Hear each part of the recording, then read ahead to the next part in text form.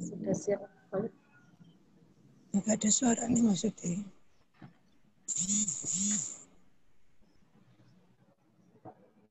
Tuh, nah di mana?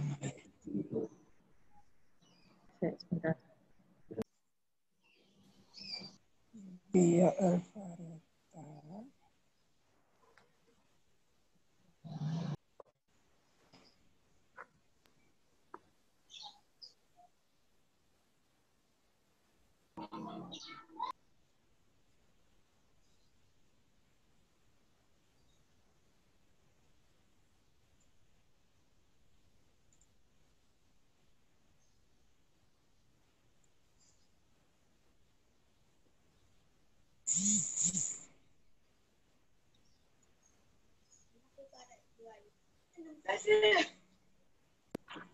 Ya awat tiga ya. Viral.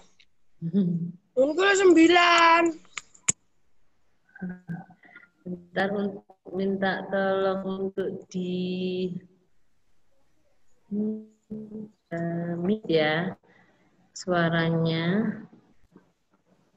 Bentar, sebagian saya mute dulu. Alhamdulillah ini Bu Wildan sudah siap, sangat siap. Ya, insya Allah Ibu. Mohon maaf ini Siap. masih. Alhamdulillah. Siap Pak Khalid?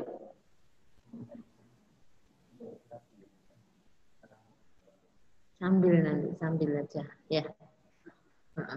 Dimulai. Monggo. Ya Pak Khalid.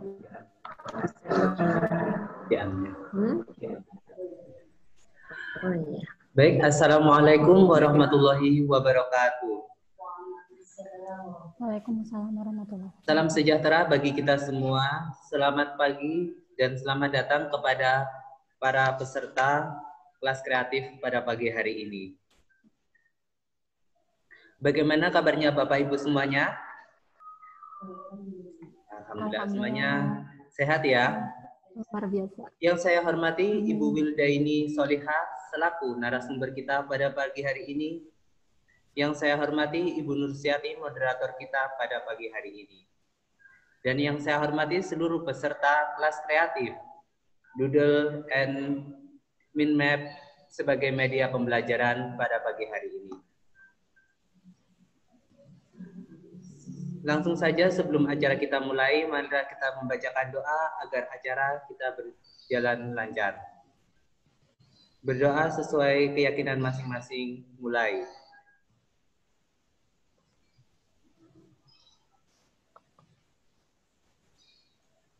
Berdoa selesai. Alhamdulillah, baik menuju acara selanjutnya yang akan dipandu oleh Ibu Nursiati. Kepada Ibu Nursiati, saya persilakan. Terima kasih Bapak Khalid. Alhamdulillah. Assalamualaikum warahmatullahi wabarakatuh. Waalaikumsalam warahmatullahi wabarakatuh. Alhamdulillah, alhamdulillahirabbil alamin. Alhamdulillah hari ini kita bisa bertemu bersama di tempat masing-masing karena kita juga masih BDR, tidak boleh kemana-mana, tidak boleh bertemu ya, sehingga kita bertemu lewat udara seperti ini. Alhamdulillah hari ini sehat semuanya. Alhamdulillah sehat ini. Bisa melihat wajah-wajah teman kita, bisa melihat kita semuanya di TV atau di HP atau di laptop nih ya. Alhamdulillah hari ini kita akan belajar seperti biasanya bersama Ibu Wildains ya. Nah, beberapa kita di sini pasti ingin tahu apa sih materi kita hari ini ya. Insya Allah kita sudah melihat ini apa namanya poster kemarin bahwa hari ini kita akan belajar tentang doodle ya. Penasaran nih apa sih doodle itu ya? Nah Ya. Nanti kita akan jelaskan oleh pemateri kita, dan sekarang saya akan membacakan kurikulum vitae pemateri kita hari ini. Beliau bernama Wildainis. Ya, Wildaini Solihah maksudnya ya, SOS. Kemudian beliau lahir di Bandung 7 Maret 1992. Wah, ternyata beliau ini orang hebat nih teman-teman. Beliau adalah penulis buku ya. Waduh, bukunya banyak sekali ini, nanti akan diceritakan nih sama Ibu Wildainis ya. Subhanallah. Kemudian pengalamannya juga luar biasa ya. Di sini beliau juga seorang reporter kabar haramah ya, pikiran rakyat. Kemudian desainer grafis Kampugraf dan Alisa, guru tutor ABK SD Hikmah Teladan, guru bahasa Indonesia SMP Hikmah Teladan, guru prakarya dan tahsin SMP Hikmah Teladan. Subhanallah. Kemudian beliau ini juga banyak sekali passionnya ya. Beliau juga bisa memasak, teman-teman. Nanti kapan-kapan bisa tanya lagi ya tentang masak apa sih, terus bisa live streaming juga ya masaknya. Kemudian beliau juga penulis, beliau juga senang membaca buku, menjahit juga bisa, subhanallah. Kemudian beliau juga suka mengedit-edit begitu ya. Wah, banyak sekali nanti yang akan kita ambil ilmunya, nanti bisa banyak sekali tanya-tanya kepada beliau Ibu Wildainis ini ya. Baik teman-teman, pasti penasaran apa sih doodle itu? Nah, nanti akan dijelaskan oleh Ibu Wildainis selaku pemateri pada hari ini. Baik, kami berikan ruang kepada beliau, Ibu Wildainis. Silakan Ibu Wildainis. Ya, terima kasih Bu Nursiati dari Komed Malang. Sebelumnya saya ucapkan terima kasih yang sebesar-besarnya karena sudah memberikan kesempatan berharga bagi saya untuk berbagi ya. Saya masih ingat kalau mungkin bulan-bulan lalu itu saya pernah berbagi di Komed di Jogja, Jawa Tengah ya. Tapi alhamdulillah untuk kesempatan kali ini saya pun bisa mampir di Komed Malang, Jawa Timur. Alhamdulillah, terima kasih atas kesempatannya. Mudah-mudahan saya hanya berbagi secuil ilmu yang saya miliki sih ya. Saya yakin Bapak Ibu di sini merupakan para pendidik yang hebat, yang punya potensi masing-masing. Nah, untuk kesempatan kali ini, ayo kita belajar bersama mengenai doodle ya. Kita, Bu Nursiati, sebelumnya ada batasan waktu penyampaian materinya sampai jam berapa?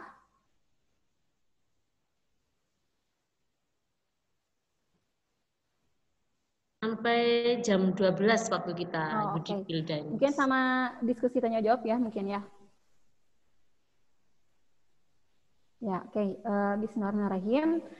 Alhamdulillah rekan-rekan semua. Insya Allah hari ini kita akan belajar tentang doodle dan mind map sebagai media pembelajaran visual. Oke, saya mohon izin untuk sharing screen terlebih dahulu. Mudah-mudahan sudah bisa terlihat. Ya, sudah bisa terlihat belum Bapak Ibu? Sudah bisa. Sudah, alhamdulillah. Oke, untuk hari ini sebenarnya itu ada dua topik utama ya yang akan kita bahas. Namun mungkin di sini saya lebih banyak mengulas tentang doodle itu sendiri. Mungkin nanti mind map sebagai tambahan di akhir. Ya, ini saya menghadirkan flyer yang telah dibuat oleh Komed Jatim ya sebagai prolog acara ini. Ya, kemudian di sini juga mungkin tadi CV-nya dibacakan sudah langsung sama Bu Nursiati ya. Terima kasih, jazakallah khair. Alhamdulillah, mungkin kalau di sini kalau saya flashback ke masa-masa awal saya sebagai guru, jadi guru itu bermodal nekat sih sebenarnya. Kenapa bermodal nekat? Karena Saya sama sekali tidak punya background pendidikan, kejuruan, keguruan. Saya tidak punya basic seperti apa ya, yang mungkin yang benar-benar A sampai Z itu tentang guru ya. Karena mungkin awal-awal justru saya pas nulis di buku Rahasia Seorang Guru, ya saya sebagai kontributornya dengan teman-teman di Nulis Yuk, batch 29, saya menuliskan tentang sebuah cerita, kisah, benci jadi cinta. Ya, kenapa sih maksudnya benci jadi cinta? Mungkin ini sekilas cerita sedikit ya sebelum kita masuk ke doodle. Awalnya saya benar-benar nggak suka yang namanya menjadi guru ya, profesi guru ini saya nggak suka. Kenapa sih? Karena waktu saya aliyah itu kan ada praktek mengajar. Kemudian ketika kuliah pun ada KKM, kuliah kerja mahasiswa, dan selalu mengajar, pasti mengajar apapun jurusannya. Dan saya pikir kayaknya saya tidak berbakat menjadi guru. Kenapa? Karena saya terpaku pada mindset saya tuh bicaranya cepet banget. Makanya ketika anak didik di kelas itu waktu latihan ngajar di pelosok, gimana anak-anak udah ngerti belum sampai sini materinya? Belum Bu, soalnya Ibu ngomongnya cepet banget. Wah, di situ udah jadi satu tamparan banget. Udah kayaknya nggak perlu jadi guru juga deh. Kayaknya ya udah sesuai linear aja, sesuai jurusan setelah lulus jadi wartawan, sesuai waktu saya jadi reporter kabar Haromain, kabar haji di Pikiran Rakyat pada tahun 2011. Namun di sini saya pikir sebenarnya selain jadi reporter, saya juga senang banget dengan dunia desain karena saya suka mendesain sejak SMA. Desain apapun ya, flyer, brosur, banner, dan lain-lain, itu yang menjadikan saya justru bukan melamar sebagai wartawan, tapi melamar sebagai desain grafis, dan itu hanya 1 tahun. Kenapa hanya 1 tahun? Karena saya merasa kerja kantoran itu nggak enak. Kenapa nggak enak? Karena saya merasakan ritme yang luar biasa, itu kayak robot, Bapak Ibu. Jam 9 kita, emang sih agak siang ya, jam 9 kita ngantor. Kalau fingerprint lebih dari semenit itu nggak usah masuk karena nggak akan digaji seharian. Jadi itu benar-benar disiplin. Kemudian jam 7 malam baru sampai rumah ya, baru selesai ngantor. Dan saya pikir di situ ada sesuatu yang kosong dalam hidup saya selama jadi desainer grafis itu. Kenapa? Karena saya basicnya orang yang belajar ilmu komunikasi semasa kuliah, dan saya butuh ruang untuk berinteraksi, ruang untuk berkomunikasi, ruang untuk bertumbuh. Akhirnya saya pas lagi di server itu masih jadi desainer, saya sambil cari iklan lowongan kerja sebagai guru di Pikiran Rakyat ya, di Pikiran Rakyat saat itu. Lihat iklan baris. Ketemulah salah satu sekolah swasta di Cimahi, yaitu SD Hikmah Teladan. Dan di sana, sebagai guru bahasa Indonesia awalnya di SMP Hikmah Teladan. Namun ternyata ketika saya melamar itu ada teman rekan saya yang juga memang melamar, dan akhirnya lebih dipilih karena beliau linear jurusan bahasa Indonesia di UPI. Akhirnya saya transit dulu di SD Hikmah Teladan sebagai tutor anak berkebutuhan khusus. Saya benar-benar jet lag ya, apa itu ABK, apa sih anak-anak yang punya keistimewaan ini, seperti apa treatmentnya, dan situ saya banyak belajar juga di 1 tahun pertama sebagai guru, dan alhamdulillah itu jadi pengalaman berharga untuk selanjutnya saya kembali ke tujuan awal ya, sebagai guru bahasa Indonesia. Mungkin masih linear juga dengan, meskipun tidak linear secara jurusan, tapi untuk bahasa Indonesia sendiri mungkin kan banyak dipelajari di jurnalistik, karena basic bahasa. Alhamdulillah, 2014-2017 itu momen saya menjadi guru bahasa Indonesia. Selanjutnya 2017 sampai sekarang, saya dirotasi mata pelajarannya menjadi guru prakarya dan tahsin. Mungkin keputusan sekolah kenapa membuat saya berpindah mata pelajaran, mungkin karena melihat basic hobi saya kali ya, hobi saya yang suka mendesain. Akhirnya saya pun akhirnya dicoba tantangan baru menjadi guru prakarya dan tahsin.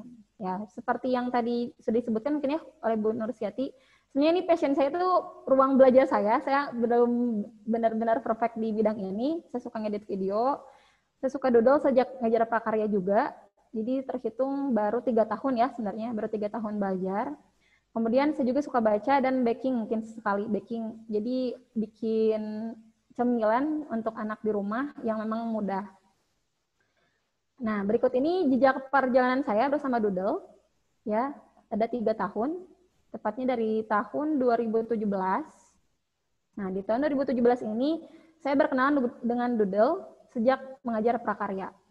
Kenapa berkenalan dengan Doodle? Karena saya pikir, aduh ngapain ya ngejar prakarya? Mungkin yang terlintas di benak saya kala itu, saya kan nggak jago kerajinan tangan, nggak bisa bebikinan yang unik-unik kreatif atau seperti apa. Tapi ternyata saya mencobalah untuk membuka zona yang saya ulik ketika itu bersama anak-anak, yaitu Doodle. Doodle ini apa sih kira-kira? Nanti kita bahas sama-sama ya. Kemudian tahun 2017 mengulik prakarya sejak awal. Kemudian tahun 2018-nya saya membuat ruang berbagi lewat WhatsApp group dan Instagram, yaitu lewat Instagram Mak Doodle. Sebenarnya ini 2018 ini benar-benar iseng. Kenapa iseng? Karena Mak Doodle ini tercetus begitu saja ketika saya sedang menunggu suami di rumah sakit sebagai pasien ya. Selama sepekan Qadarullah harus dirawat karena ada gangguan usus. Dan di situ saya kan sebenarnya kalau zaman anak sekarang ada istilah bahasanya gabut ya, bosen, jenuh, dan berbekal sketchbook dan drawing pen dan HP, saya pun mulai orat-oret dan bikin akun yang memang saat itu hanya coba-coba saja. Oh, barangkali ada teman-teman sesama ibu-ibu nih yang tertarik dengan dunia doodle seperti apa. Akhirnya banyak tuh teman yang gabung di WhatsApp grupnya, dan alhamdulillah Instagramnya pun yang di Mak Doodle ada sekitar kontributor 70 orang ya yang sudah mengirimkan karya doodle-nya yang bervariatif. Kemudian di tahun 2019 saya mencoba juga membuka ruang kolaborasi bersama guru mata pelajaran yang lain. Ya, selain prakarya ternyata memang doodle ini menjadi satu tools yang dibutuhkan untuk semua mapel sebenarnya. Mapel apapun bisa menggunakan doodle. Gitu. Kemudian tahun ini, tahun 2020, saya mencoba Quran journaling dan mencoba efektivitas doodle untuk kebutuhan diri saya sendiri. Kenapa? Karena saya pikir makin ke sini, mungkin doodle itu bagi saya bukan hanya coret-coret iseng saja, tapi jadi kebutuhan yang punya target tersendiri. Oh, kalau misalnya pekan ini saya punya target baca, review buku apa, saya mencoba doodle sebagai tools untuk merangkum bacaan yang saya cerna. Kemudian di sini, ini contoh ya, contoh di tahun ini, saya mencoba Quran journaling. Quran journaling ini saya buat secara manual, di sketchbook, ya, di sketchbook. Kemudian saya pun membuat visual notes. Kakak saya juga ya. Kan dia visual notes ini dibuatnya sebenarnya ada dua tahap ya, 2 tahap. Yang pertama itu saya buatnya manual juga pakai drawing pen dan sketchbook. Namun ini mungkin teman-teman bisa melihat di sini ada warna-warni, ada hiasannya, ada coloringnya ya, gitu. Itu pakai aplikasi, yaitu aplikasi Ibis Pen X di HP. Jadi ada 2 tahap ya, ada yang manual, ada yang memang modifikasi juga dengan digital. Nah, kemudian, oke, kita masuk ke inti utamanya untuk hari ini, sharing session tentang doodle dan mind map sebagai media pembelajaran visual. Ini sebenarnya jadi kunci tersendiri bagi kita semua. Ada 2 tools nih, ada doodle sama mind map. Kira-kira mana sih yang bisa membuat kita bisa menggunakan mungkin dua-duanya, atau mungkin salah satunya, atau dua-duanya dimodifikasi, silahkan nanti kita bisa praktik seperti apa. Oke. Nah, ini sebuah keniscayaan ya, Bapak Ibu semua.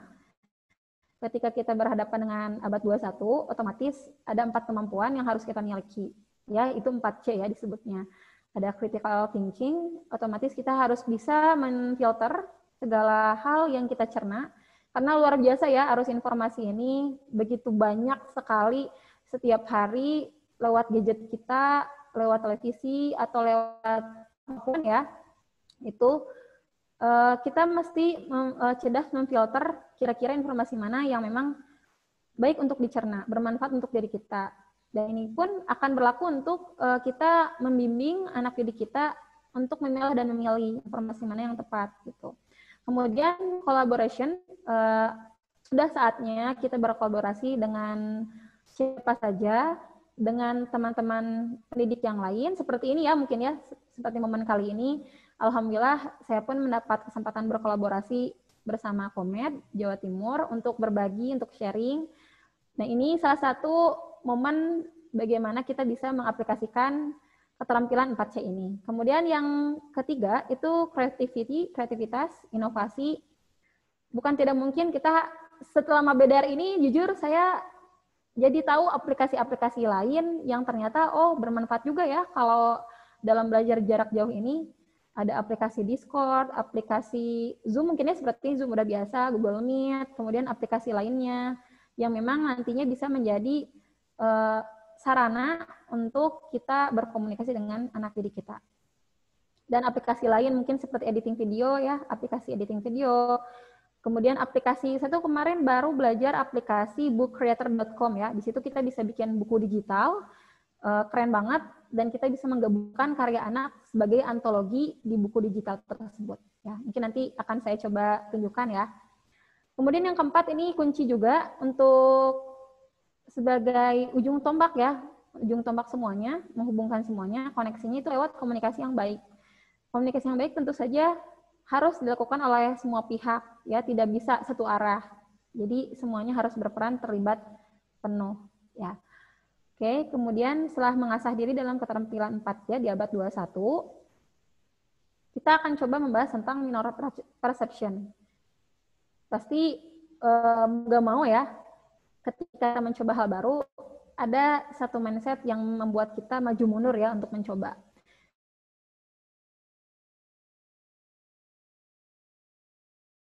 Yang jadi background virtual saya hari ini di belakang, ya di belakang. Saya nggak bisa menggambar, saya nggak bisa doodle, saya nggak bisa, kayaknya nggak berbakat deh. Kayaknya nggak mungkin deh saya cobain doodle, karena dari dulu saya kan nggak bisa gambar. Boro-boro gambar yang keren gitu, yang perfect atau gimana. Toh gambar bulat aja nggak simetris, atau bikin garis juga nggak lurus. Ya, ini jadi sebuah minority perception yang akan menjadi mental block bagi kita semua ketika kita akan mencoba doodle seperti apa. Ini akan terhambat nantinya, ya itu. Kemudian, setelah ini kita akan beralih pada niat. Ini niat utama kita, ya, karena kita hari ini sudah berkumpul di ruang berbagi Komed ini, otomatis kita pun harus memiliki niat yang kuat seperti apa. Saya yakin semua Bapak Ibu di sini punya niat yang luar biasa karena sudah bergabung ya di momen sharing seperti ini. Tapi kita harus punya targetan nih setelah kita mengikuti sharing doodle ini, kira-kira ke depannya mau seperti apa nih follow up-nya? Apa sih tujuan utama kita belajar ini? Dan niat ini menjadi berlaku untuk kita belajar apapun, belajar segala hal. Kenapa? Ketika niatnya berbeda, ketika niatnya hanya sekadar ya udah sekadar hadir aja, ya udah ke depannya nggak tahu deh, yang penting mah hadir dulu. Itu akan jadi sesuatu yang akan mempengaruhi jejak langkah kita ke depannya seperti apa. Karena niat itu menjadi sesuatu yang bisa menjadi lecutan diri memanfaatkan momentum. Jujur aja saya awal-awal mungkin ya karena belum biasa berbagi seperti ini, bahkan kalau di Bandung, di Komed Bandung, saya pernah berbaginya offline itu pertama kali diundang sama Teh Mirna. Itu awal-awal, Teh mau nggak ngisi sharing berbagi sama guru-guru MI gitu ya. Aduh gimana ya, belum pernah sih Teh, saya selama ini kan berbaginya virtual aja, lewat WhatsApp grup atau lewat IG. Kayaknya kalau offline, gimana ya, bisa nggak ya? Tapi saya coba nih, niatnya apa? Niatnya untuk membuat saya belajar aja. Jadi niatnya bagaimana caranya kita bisa mengupgrade pemahaman kita, mengupgrade kreativitas kita. Meskipun memang itu tahapannya sangat panjang prosesnya. Ya, itu. Mudah-mudahan Bapak Ibu di sini bersemangat, punya niat kuat, dan siap belajar maksimalkan potensi masing-masing. Ya, insya Allah, bismillah. Oke, kita masuk ke fungsi. Fungsi pembelajaran visual. Fungsi ini otomatis kelihatan ya, Bapak Ibu ya, di sini bentuknya mind map, ya, mind map, ada cabang-cabangnya, ada topik utama di tengah seperti apa. Jadi apa sih fungsi media pembelajaran visual itu? Otomatis kita memahami ini mungkin karena banyak ya, tapi saya rincikan, saya ringkas jadi 4 poin utama, ya, yaitu yang pertama itu memahami gambaran besar pembelajaran, ya. Memahami gambaran besar pembelajaran ini penting, kenapa? Karena Saya yakin setiap mapel apapun itu pasti punya materi-materi luar biasa untuk kita cerna. Dan kita jika kita tidak memahami gambar besarnya, biasanya kita akan sulit fokus untuk memahami secara keseluruhan seperti apa. Gitu, gambaran besar. Jadi ketika kita punya mind map atau kita mencoba media visual ini, otomatis kita bisa memahami gambaran besarnya seperti apa. Gitu. Kemudian yang kedua itu pemetaan fokus berpikir. Ketika kita mencoba untuk doodle atau mind map, otomatis kan kita juga pasti sambil coret-coret, sambil menggoreskan, otak kita seiring prosesnya kita akan selalu mengoneksikan apa saja sih yang harus ditulis. Gitu ya. Jadi fokus berpikir kita dibimbing seperti apa seiring kita menggoreskan. Kemudian yang ketiga, ya, itu menyederhanakan rangkaian informasi. Seperti yang kita tahu, informasi itu luar biasa banyak, tapi mana sih yang akan kita ambil, mana sih yang akan kita cerna, mana sih yang akan selanjutnya yang akan kita follow up, sharing ulang kepada murid-murid kita di sekolah. Nah, inilah perlunya menyederhanakan rangkaian informasi. Kemudian yang keempat, otomatis ketika kita bisa memahami ini semua dan kita bisa mengulik, bisa fokus di dalamnya, kita bisa menyajikan informasi yang lebih menarik. Ya, karena kita sudah mencoba dan kita bisa memahami tool-tools-nya seperti apa. Itu ya, Bapak Ibu, fungsi media pembelajaran visual. Kemudian, nah, ini contoh. Ya, bagi saya, coret-coret itu sebagai aktivitas alami. Kenapa? Saya yakin Bapak Ibu di sini yang sudah punya anak, pasti ketika anaknya balita, mungkin anaknya beranjak dari 2 tahun misalnya sudah bisa pegang pensil atau pulpen, bahkan spidol, itu pasti akan mencari area-area kosong untuk mereka coret-coret. Ya, ini jadi aktivitas alami. Saya yakin setiap orang tua mengalami dinding rumahnya itu penuh coretan anak-anaknya. Baik coretan abstrak atau coretan yang memang, ayah bunda aku lihat nih aku bikin sesuatu di tembok. Kadang mungkin selama ini kita sering underestimate, sering apa ya? Ngapain sih kamu coret-coret? Apalagi coret-coretnya di dinding lagi. Bukannya bikin orang tuanya bangga, tapi mungkin orang tuanya kesal ya. Aduh, ini tembok kan baru dicat, sama anak udah dicoret-coret pula. Ya, mau tidak mau sebenarnya itu bakat alami anak-anak ya, Bapak Ibu ya, aktivitas alami mereka. Yang terpenting sebenarnya bukan kita melarangnya, tapi justru kita menyediakan ruang khusus. Kalau memang tembok memang bagi kita agak, aduh, tembok ini kan baru dicat kemarin, terus susah pula buat dicat lagi. Berarti kita bisa menyediakan ruang lain, alternatif lain. Bisa kertas kosong bagi mereka, atau mungkin disediakan buku khusus, atau mungkin di sini yang suka ada acara, banner kegiatan di belakangnya. Saya tuh waktu di rumah kontrakan dulu suka, jadi di si dinding itu ditempelkan banner bekas ya di baliknya, biar anak itu setiap bangun tidur pasti pegang spidol itu bukan ke tembok lagi tapi ada banner. Ya alhamdulillah nggak ke tembok gitu. Ada penggantinya. Ini contoh coretan anak saya yang masih umur 5 tahun. Ini masih random ya, nggak tahu dia gambar apa, tapi intinya ketika dia coret-coret itu biasanya dia punya ekspresi yang lepas, imajinasinya memang benar-benar disalurkan lewat coretan dia sendiri. Jadi coret-coret ini sebagai bekal berliterasi visual saat usia sekolah nantinya. Ketika dia kecil terbiasa coret-coret. Kemudian tidak perlu talenta artistik sebenarnya, karena aktivitas alami ya. Dan tentu saja tidak perlu perlengkapan seni yang mahal. Kenapa? Karena ketika ada pulpen biasa pun, ada kertas kosong, kita bisa mulai dari sana. Ya. Kemudian, nah setelah ini kita akan belajar tentang doodle art secara detail ya, seperti apa. Nah, ini doodle art sebagai visual yang memikat. Kita akan mulai berkenalan, apa sih doodle art itu? Kemudian apa saja sih jenis-jenisnya? Kemudian fungsinya seperti apa sih doodle art buat media pembelajaran? Ya, kemudian yang terakhir mungkin tekniknya ya. Teknik pembuatannya seperti apa? Oke, ini.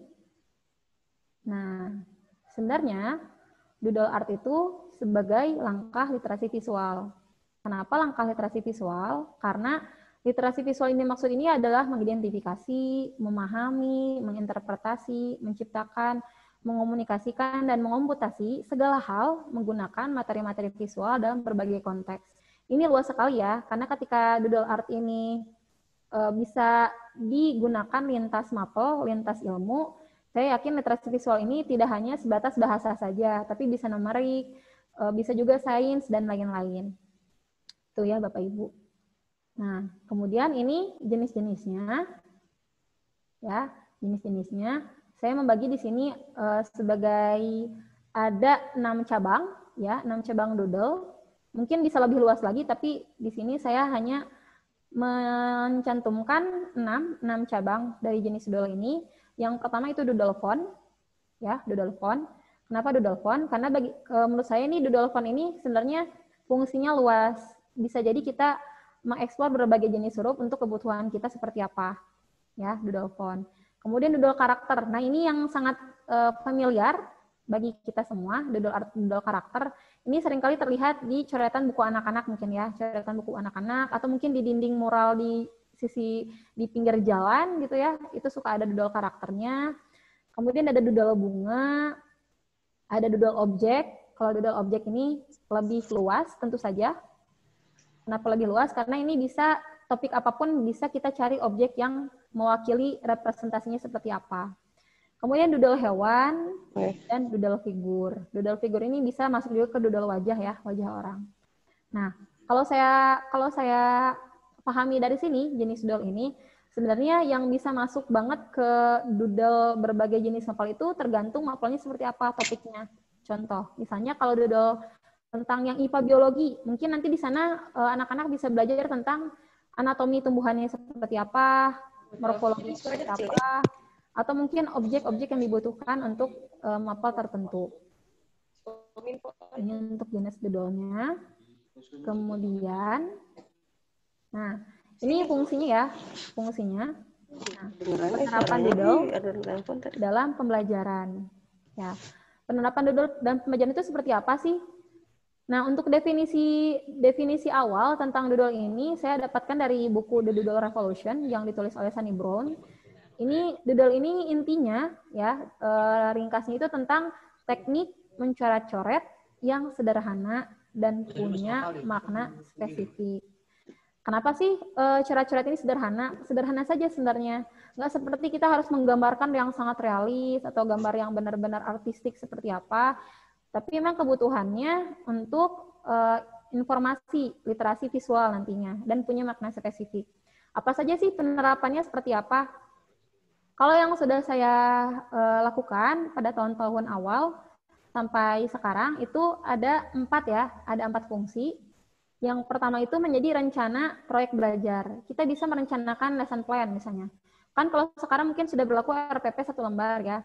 Tapi kalau misalnya RPP 1 lembar itu biasanya mungkin bentuknya lebih formal, mungkin tabel-tabel. Kalau kita doodle versi kita ini bisa kita ulik sedemikian rupa sesuai style kita dalam cara coret. Oh, mungkin kita punya lesson plan-nya untuk versi kita sendiri. Apa sih tujuan pembelajaran untuk pertemuan kali ini misalnya untuk anak didik kita. Kemudian yang kedua ini menjadi catatan belajar. Otomatis kita sebagai guru, sebagai pendidik, mau tidak mau harus bisa belajar apapun yang kita nantinya harus menyampaikan pada murid kita. Catatan belajar kita seperti apa. Nah, jika kita bisa mencontohkannya, itu akan lebih mudah lagi ketika kita mengajak anak-anak untuk sama-sama belajar tentang doodle. Kemudian yang ketiga, itu visualisasi materi. Ini visualisasi materi ini sebenarnya lebih luas lagi ya, nanti kita akan lihat contohnya seperti apa, dan portofolio karya. Nah, contohnya seperti ini ya. Ini ada ruang doodle dulu, nah ini. Nah, ini tuh jadi contoh catatan belajar anak-anak ya di sekolah. Mereka menggunakan washi tape, kemudian pakai water brush dan watercolor juga, diwarnai, dihias, kemudian mereka mencantumkan target belajar di awal tahun ini. Misalnya IPS itu apa aja sih targetnya? Kemudian ini proyek waktu untuk pelajaran PAI apa, pelajaran PJOK apa, seni budaya apa, dan TL di sekolah SMP Hikmah Teladan itu ada pelajaran TL namanya Teacher Library atau Teacher Literasi. Jadi anak-anak belajar literasi dan itu lebih luas topiknya seperti apa sih. Speed reading misalnya. Ini anak-anak bikin di buku sketchbook masing-masing, ketika mereka sudah mencapai progresnya seperti apa, biasanya mereka bisa mencentang di buku catatan mereka. Nah, goresan informasi ini apa sih namanya? Nah, ini tuh jadi yang akan kita ulik ya hari ini ya, InfoDoodle. Kenapa InfoDoodle? Ini berguna untuk meringkas segala sesuatu yang baru dipelajari. Nah, ruang ini bernama InfoDoodle, yaitu apa sih? Kombinasi dari kata, bentuk, dan gambar untuk merepresentasikan konten berbasis teks atau auditori. Ya, goresan informasinya seperti apa. Nah, ini contoh doodle nama yang pernah dibuat anak-anak di sekolah. Ya, mereka punya karakter masing-masing, dan ini tuh sebenarnya bebas ya, bebas. Pokoknya misi tantangan pertama itu di awal tahun ajaran itu mereka harus membuat doodle nama mereka di bagian sampul depan, ya, di sketchbook prakarya mereka. Kenapa? Bagi saya ini sebagai apa ya, lecutan pertama anak-anak untuk memunculkan karya mereka seperti apa sih? Mereka sudah pede belum sama goresan masing-masing? Karena saya lihat di sini anak-anak punya karakter sesuai doodle jenisnya ya, doodle jenisnya ada yang doodle karakter, rata-rata doodle karakter ya di sini. Dan ada juga di tengahnya mereka membuat doodle font yang lebih dominan nama mereka di tengah, ya. Gitu. Kemudian toolsnya apa saja sih? Nah, toolsnya ini sebenarnya yang lebih variatifnya ya, lebih variatifnya itu ada sketchbook, tapi kalau tidak ada boleh kertas HVS saja. Tapi mungkin nanti di sini karakteristik kertasnya itu akan mempengaruhi ke kualitas coretannya. Kalau kertas HVS biasa mungkin nanti nggak akan bisa yang terlalu tebal ya goresannya. Dan kalaupun diwarnai pasti akan menembus ke belakang. Maka di sini selalu menyarankan kalau mau fokus, mau punya ruang doodle yang istimewa dan biar kita semangat, itu ada buku khusus, itu sketchbook. Ada drawing pen, ada pensil, ini ada water brush yang bisa diisi oleh ini nantinya, diisi air, nanti kita aplikasikan ke watercolor-nya. Kemudian ada stabilo dan pensil warna. Tapi Bapak Ibu perlu diingat, kalau misalnya untuk mencoba awal-awal, ya mencoba awal-awal dan baru memulai doodle, saya sarankan untuk tidak menggunakan pensil. Kenapa? Karena kalau menggunakan pensil, biasanya mindset yang tertanam dalam diri kita itu hapus, tulis, akhirnya ya jadinya nggak jadi-jadi deh, karena kita terlanjur untuk harus perfect di awal nih, makanya diukir dulu, bahkan itu bisa jadi 2 kali mengerjakannya ya, karena pensil dulu baru ditebalkan. Dan ini saya berlakukan juga untuk di kelas, ketika masih belum BDR ya, sebelum BDR, anak-anak di kelas itu nggak boleh pakai pensil dulu. Kenapa? Terbayang ya, hanya 2 reguler, 80 menit, tapi anak-anak sibuk menghapus akan habis waktu belajarnya. Makanya mereka dituntut atau didorong, dibimbing untuk menggoreskannya secara spontan. Ya, mungkin ini toolsnya nanti bisa disesuaikan dengan kebutuhan Bapak Ibu di sini. Nah, ini contoh ya, contoh yang tadi penerapan fungsinya. Rencana proyek belajar, ini saya buat ketika saya menyambut momen PTS, penilaian tengah semester, dan pembelajaran di kelas, ya. Anak-anak proyeknya itu PTS kelas 7 itu bikin scrapbook. Ini berkaitan dengan materi kerajinan pengolahan kertas. Jadi saya menggambarkan secara sederhana, apa sih alat bahannya kira-kira, kemudian ini ada clue-nya nih. Clue-nya apa saja sih? Oh, clue-nya tuliskan 5 kata tentang diri sendiri yang identik dan punya ciri khas untuk bagian cover mereka. Kemudian covernya seperti ini, cover siluet montase. Jadi mereka menggunakan bekas majalah dan nanti dijadikan serpian-serpian majalah itu untuk membentuk siluet wajah mereka di sana. Misinya apa sih untuk lesson plan ini? Proyek belajar kelas 7 ini saya mengambil poin utamanya kreatif merangkum kenangan. Biasanya kalau anak kelas 7 itu biasanya baru berpindah dari SD dan mereka biasanya masih terkenang tuh masa-masa di SD seperti apa. Jadi saya memberikan ruang bagi mereka untuk merangkum kenangan yang telah mereka lalui sebelumnya. Kemudian ini contoh rencana proyek belajar kelas 8 itu untuk menyambut festival umbi dan kacang-kacangan. Ini anak-anak sama-sama semuanya bersama-sama bareng untuk masak ya, masak olahan umbi dan kacang-kacangan sekaligus membawa tanamannya. Nah, ini menjadi langkah kolaboratif karena ini saya berkolaborasi dengan IPA Biologi, prakarya IPA Biologi, dan ini berkolaborasi juga dengan Bahasa Indonesia. Apa saja sih inti kolaborasinya? Kalau IPA biologi, anak-anak itu riset dulu nih, meneliti bagian anatominya seperti apa, tumbuhan kentang misalnya, morfologinya seperti apa, bisa secara teratur atau secara langsung mereka membuat tanamannya. Kemudian mereka pun merancang desain. Nah, desain ini berhubungan dengan poster di pelajaran Bahasa Indonesia. Mereka bisa menuangkan slogan promosi, ajakan untuk mengonsumsi umbi kacang-kacangan. Kemudian manfaat olahannya seperti apa sih anak-anak menggoreskannya. Kemudian gambar tumbuhannya seperti apa. Dan nanti mereka ketika pas hari H, mereka bisa berperan membuat bazar yang sederhana. Jadi bisa membuat kreasi olahan yang layak jual itu lebih baik, tapi kalaupun hanya dipamerkan saja dan dicicipi oleh teman-teman sekelasnya dan juri guru itu nggak apa-apa. Ya, ini menjadi rencana proyek belajar yang dalam bentuk doodle ya, doodle manual. Ini ada 2, kemudian ini catatan belajar visual notes, ini catatan anak-anak merangkum pembelajaran ketika di kelas, ya, ketika di kelas. Karena di sini saya seringnya di prakarya itu meminta mereka untuk ini kan masih linear ya, terlihat linear itu otomatis dari atas ke bawah, kemudian masih bertumpuk, tapi setidaknya mereka bisa menggunakan perangkat infodoodle yang sederhana, misalnya dari judul seperti ini. Kemudian ada bullets-nya, poin-poinnya apa saja, dan ada icon gambar yang mewakili. Nah, sedangkan ini catatan anak kelas 8 ini belajar tentang fotografi. Memahami komposisi dalam fotografi seperti apa sih? Oh, ternyata kalau komposisi itu seperti ini nih gambarannya.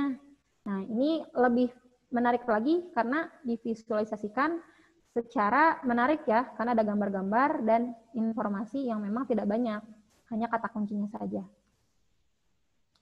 Kemudian, nah ini kalau ini visualisasi materi ini berlaku bagi kita sama kayak catatan belajar, tapi mungkin ini saya lebih mengaplikasikannya ketika saya sedang menyimak kajian. Saya sedang menyimak rapat online. Ini saya menyimak ketika lokakarya guru di sekolah, waktu WFO, ini belajar tentang, dari pematerinya tentang manajemen diri di kala pandemi, seperti apa. Jadi di situ saya merangkumnya, ini manual, pakai drawing pen, saya menulisnya di binder, ya. Tapi kenapa sih bisa colorful kayak gini? Ini setelah selesai digoreskan, kita bisa memotretnya lalu dipakai coloring di Ibis Pen X di HP, ya itu. Kemudian ini portofolio karya. Nah ini jejak karya juga, jejak karya anak-anak. Kalau ini jenisnya lebih ke visual diary, ya visual diary. Jadi anak-anak itu di sekolah mengikuti kegiatan sekolah, namanya leadership camp. Predator Venus Camp di sebuah lokasi yang ada di Pangalengan, Jawa Barat. Mereka itu merangkum hari mereka secara visual seperti apa. Mulai dari icon-icon yang berhubungan dengan kegiatan mereka seperti ini. Di sana kayak gimana sih suasananya mereka gambarkan dengan menarik dan penuh warna seperti ini. Nah, kalau ini masih seperti tadi ya, doodle nama mereka tapi lebih colorful. Nah, sekarang kita masuk ke pembelajaran dengan membaca dan menulis, ya. Nah, menurut saya sih kalau doodling itu berkaitan dengan pembelajaran mencakup 3 gaya berikut. Nah, ini bisa disesuaikan dengan topik informasi yang dibutuhkan. Ya, ada doodle kata, ada doodle gambar, ada doodle orang dan wajah. Tentunya ini akan lebih bervariatif ya ketika kita berkenalan dengan infodoodle, ya, infodoodle. Ya, oke. Nah, ini kuncinya, keywords-nya. Untuk mencoret-coret infodoodle itu butuh 3 step, 3 langkah. Apa saja sih langkahnya? Langkahnya itu ATM, ya. Tentu saja kita harus amati terlebih dahulu, kira-kira apa saja sih informasi yang kita perlukan, kata kuncinya apa saja. Kemudian ini kan sangat banyak ya, sebenarnya kalau pas proses mengamati itu, saking banyaknya kita sering siwer, mana sih informasi yang memang benar-benar perlu, mana yang tidak usah diambil. Ya, jadi kekuatan mengamati itu jadi poin tersendiri juga untuk mengawali infodoodle ini. Kemudian tiru, ya, tiru berbagai bentuk elemen visual yang mendukung. Kemudian yang M, modifikasi goresan yang dibuat dengan ciri khas tersendiri. Saya awal-awal ketika bisa doodle ini masih nyontek ya, istilahnya nyontek, masih meniru nih. Misalnya, oh saya mau bikin tentang info doodle tentang informasi nutrisi pembentuk tulang. Apa aja sih kira-kira? Oh, brokoli nih. Kayak gimana sih? Kan kadang-kadang kalau kita sendiri suka lupa ya bentuk tertentu seperti apa. Kita bisa mengandalkan gadget kita. Misalnya carinya brokoli vektor. Kenapa brokoli vektor? Itu akan memudahkan kita untuk mencari keyword yang pas dengan objek gambar yang kita cari, ya. Kalau tulang, bone berarti apa? Bone vektor. Berarti tulang itu seperti apa sih digambarkannya? Biasanya kalau kita udah hafal sih, kebayang nggak sih? Kalau kebayang kayaknya nggak usah cari ya, nggak usah cari di Google. Tapi kalau nggak kebayang itu sangat boleh meniru dulu. Nantinya kita akan bisa modifikasi seperti apa. Ya, jadi ATM, amati, tiru, dan modifikasi. Nah, setelah ini Bapak Ibu kita akan melihat ini 12 perangkat info doodle. Ini banyak banget, ya. Ini banyak banget dan kita bisa bermain di sini. Ini bisa digunakan semua, bisa juga tidak. Itu tergantung kebutuhan, ya. Tapi sejauh ini memang perangkat info doodle ini akan membentuk basis penampilan visual yang lebih revolusioner, lebih menarik, lebih apa ya? Lebih terlihat memang benar-benar paduannya menarik ya, dan lebih hidup tentunya. Itu yang pertama ada tipografi, ya. Tipografi yang seperti yang kita tahu itu jadi pengaturan tata letak huruf-hurufnya seperti apa. Ini akan mempengaruhi visibilitas dan maknanya, makna informasinya. Yang pertama tipografi ya. Kemudian yang kedua ini font. Bedanya apa sih sama tipografi? Kalau tipografi itu kan lebih luas ya. Tata letaknya, ruangnya seperti apa. Nah, kalau font itu jenis huruf yang digunakan. Apakah jenis hurufnya bold, tebal? Ini contoh ya, war misalnya, perang.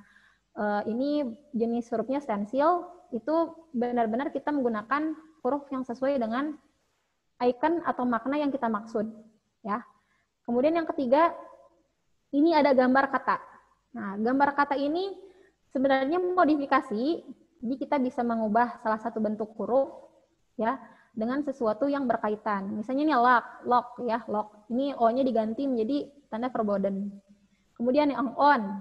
Kalau yang on ini O-nya diganti dengan tanda kalau kita mau menghidupkan sesuatu biasanya ada tombol on ya, O-nya seperti apa. Yang keempat itu ada caption, ya. Tentu saja kita harus bisa menyematkan makna atau arti lewat keterangan gambar yang diperlukan.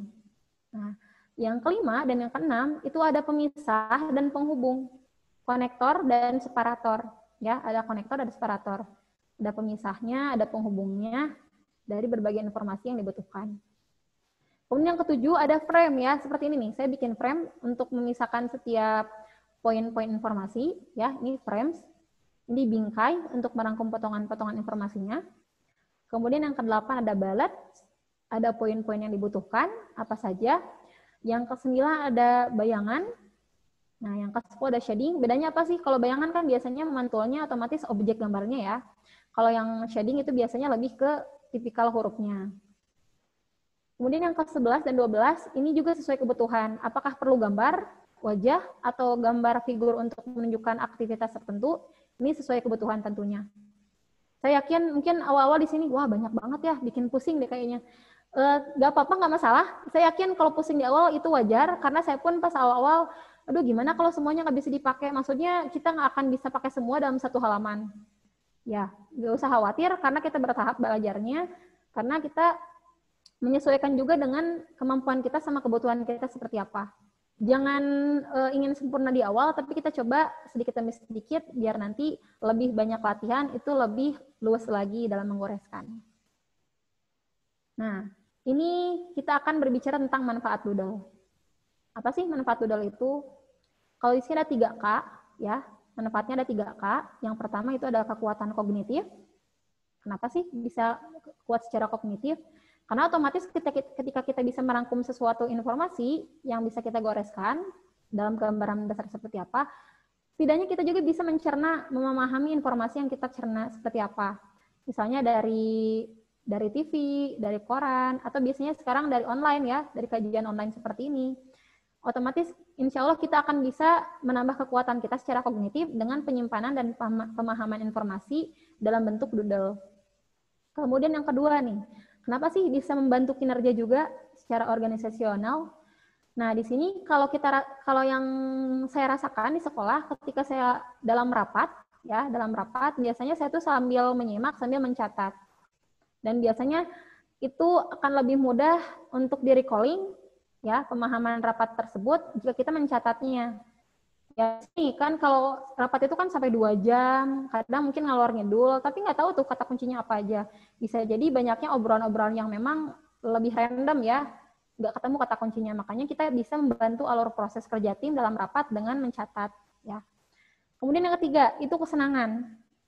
Nah, ini yang lebih enjoy lagi. Kenapa? Karena menurut saya doodle ini jadi momen me time, momen rilis emosi, atau rilis hari-hari yang berat ya, bisa jadi visual notes juga, karena kita bisa menyalurkan ide dan imajinasi dengan cara coret. Ya, misalnya nih, kalau saya sih pas kapan ya pernah buat manfaat doodle secara kesamaan ini, ketika anak saya hari itu tuh sangat-sangat rewel. Kira-kira apa sih yang pemicu rewelnya dia gitu ya? Akhirnya saya goreskanlah dalam satu kertas, meskipun emang itu benar-benar random, tapi setidaknya kita bisa memetakan, oh mungkin dia kesal karena hari ini bundanya telat masak nih, telat ngasih cemilan atau apa. Atau mungkin karena ayahnya telat pulang atau apa. Itu jadi kesenangan tersendiri.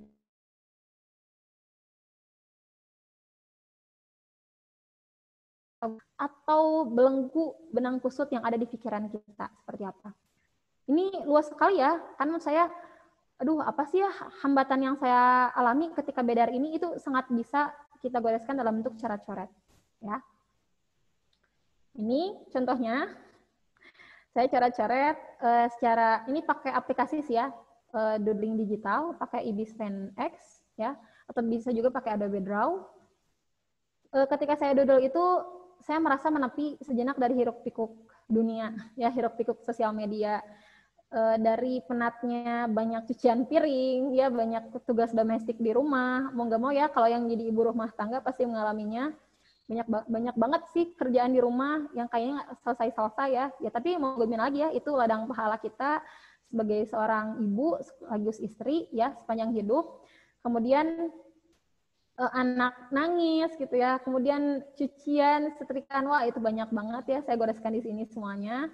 Kenapa? Saya hanya ingin untuk menguraikan benang kusut yang ada dalam pikiran untuk sejenak ya, sejenak rileks, fokus dan rileks. Oh berarti permasalahan saya hari ini tuh kayak gini nih, gimana sih caranya biar keluar, cari celah dan tetap apa ya, tetap merilis ya, emosi kita tetap rilis. Ini cara saya untuk stay fokus and relax lewat doodle ini. Kemudian, nah ini saya ambil dari IG dan Instagram rekam proses. Nah ini lebih profesional lagi ya, ini bikin info doodle tapi performa. Kenapa performa? Karena ini para doodler ini itu udah mulai apa ya, benar-benar lebih meluas lagi ya impact-nya. Jadi info doodle-nya itu benar-benar digunakan untuk lembaga tertentu ya. Yang seperti yang terlihat di layar, ini di IG rekam proses. Ini beliau menggunakan pentab ya, pentab digital untuk menyimak kajian online sambil mencatat, sambil merangkum secara literasi visual, info doodle seperti apa. Kemudian ada juga ini yang di sebelahnya, ini manual, ya, manual. Info doodle performa. Kenapa performa? Karena emang benar-benar ditunjukkan, ya, secara serius, profesional, dan biasanya ini mewakili sebuah lembaga tertentu, ya, dipersembahkan untuk lembaga tertentu. Ini menurut saya udah keren banget ya, karena info doodle-nya udah punya ciri khas tersendiri. Ini lebih besar medianya, bukan sketchbook yang hanya A5, tapi A0 mungkin ya, ukurannya A0, karton. Sedangkan ini merangkum sebuah pemaparan materi ya. Ini bisa disimak mungkin Bapak Ibu ya di Instagram rekam proses. Di situ banyak banget inspirasi. Mungkin buat kita yang awalan baru banget kenalan sama doodle, wah itu keren banget. Kayaknya saya belum kesana deh, nggak apa-apa. Itu setidaknya bisa jadi amunisi ya sebagai suplemen tambahan bahwa ada loh info doodler profesional yang memang di Indonesia ini mereka bekerja sehari-hari untuk berliterasi visual untuk lembaga tertentu, gitu. Oke, kita akan masuk ke sesi 2 ya. Kalau tadi doodle art, kita akan berkenalan dengan mind map. Ya, apa sih mind map itu? Saya yakin sebenarnya kalau doodle sama mind map, justru mungkin yang lebih familiar bagi Bapak Ibu mungkin mind map ya, karena sering dipakai. Kenapa? Karena mind map ini lebih sederhana sih, lebih sederhana, tapi memang sama, lebih mensimulasi secara visual daripada metode pencatatan tradisional yang cenderung linear dan satu warna. Ya. Oke, kita masuk ke sesi 2. Tentang mind map ini. Nah, ini saya ambil dari Google, ini mind mapping-nya, itu ada keuntungannya, sama ya, overview, gambaran besarnya seperti apa, keuntungannya, kemudian mudah diingat, lebih simple, cepat, dan menyenangkan ya, membuat mind map ini, kemudian bisa mendukung kolaborasi dalam kerja sama tim, meningkatkan produktivitas, kemudian memaksimalkan persiapan, planningnya seperti apa, proyek, tujuan dan strateginya. Kemudian bisa memantik ide, inovasi, dan gagasan kita seperti apa. Nah, ini contoh, sebelum saya kenal doodle itu, saya juga dulu berkenalan juga dengan mind map. Nah, cuman ini mind map ini masih belum full color ya, masih satu warna. Ini menjadi rencana belajar untuk kelas 7 saat itu. Ya, jadi saya menetapkan target 1 tahun, 1 semester ya, 1 semester untuk kelas 7 waktu itu, ketika tahun ajaran baru, bagaimana caranya mereka bisa bercerita, menggambar, mengenali, dan menegaskan konsep diri di sekolah. Ya. Dan kemudian di sini dari segi mind map-nya itu sendiri, ini lebih ke timeline ya, ada waktu, ada tenggat waktu. Oh, kalau Agustus mereka proyeknya apa, ngapain nih? Oh, proyeknya mereka bikin cover, kemudian bikin ilustrasi dan komik strip gitu. Kemudian nanti setelah September mereka one person one creation, mereka bikin kerajinan berbahan dasar kertas ya, berbahan dasar kertas itu terserah mereka mau 2 dimensi atau 3 dimensi. Kemudian yang Oktobernya mereka bisa mendisplay kelas. Display kelasnya bebas, mau bikin frame, bingkai di kelas, poster, atau hiasan dinding. Gitu. Kemudian di sini ada proyek istimewanya itu positive message. Mereka bisa menyiapkan pesan positif yang dibubuhkan dalam bentuk prakarya, kemudian bikin siluet wajah dan scrapbook ya, seperti yang telah disampaikan scrapbook seperti apa ya di awal-awal tadi. Gitu. Gimana sih cara bikinnya, membuat mind map? Nah, ini Bapak Ibu sebenarnya tinggal fokus ke bagian yang biru ya. Ini kata kuncinya. Kita bisa mulai dari bagian tengah, ya. Saya bikin dari bagian tengah. Ide sentralnya apa? Disiapkan, kemudian nanti dihubungkan cabang-cabangnya. Gunakan warna, terus gunakan satu kata kunci, buatlah garis melengkung, dan gunakan gambar. Kenapa sih harus melengkung? Karena kalau menurut saya mind map ini kalau di buku ini ya referensinya ini ya referensinya. Nah di buku ini, di buku Pintar Mind Map dari Tony Buzan ini disarankan untuk membuat mind map melengkung karena kalau garis lurus itu mungkin akan membuat terkesan mind mapnya kaku ya. Kalau menggunakan garis melengkung itu akan lebih luas lagi ya, lebih luas dan nantinya akan lebih fleksibel dalam menggoreskan cabang-cabangnya. Berbeda jika kalau kita narik garisnya lurus-lurus, mungkin nanti akan terlalu gimana ya kesannya, mungkin mind map-nya kurang apa ya, kurang menarik juga, dan mungkin nanti kurang fleksibel juga ketika menggoreskan cabang-cabang atau tambahan penjelasan yang lain. Ini ya, ini ada sekitar 7 langkah ya. Jadi kita akan mulai dari bagian tengahnya. Kemudian ide sentralnya apa, cabang-cabang, gunakan warna, kata kunci dengan garis melengkung, dan gunakan gambar. Gitu. Nah, ini aplikasi mind map untuk Android, ya, bagi yang suka langsung di HP. Tapi kalau bagi saya sih, kalau mind map itu 2 versi ya. Bagi yang suka digital, silahkan bisa download aplikasinya. Atau yang lebih suka manual juga itu lebih bagus lagi. Kenapa? Kalau memantik ide secara manual itu biasanya lebih banyak ya, lebih membuat kita lebih fokus berpikir, dan tentunya lebih sedikit terdistraksi dari taruh gadget yang terlalu banyak pop-up ya, pop-up sosmed. Sedikit-sedikit mungkin kita kalau lagi bikin mind map di HP itu sedikit-sedikit cek IG, notifikasi, dan lain-lain ya. Itu bisa jadi distraksi tersendiri. Atau kalau mau coba untuk doodle-nya, ini bisa doodle digital pakai HP. Itu bisa pakai Adobe Draw, ya, Adobe Draw, dan Ibis Pen X. Tapi ketika saya tuh sebenarnya jadi tahu juga nih upgrade aplikasinya, ternyata kalau Adobe Draw itu, Illustrator Draw itu hanya bisa digunakan oleh Android 8 ke atas ya, versi 8 ke atas. Kalau 7 itu kayaknya saya versi 7 itu udah nggak bisa.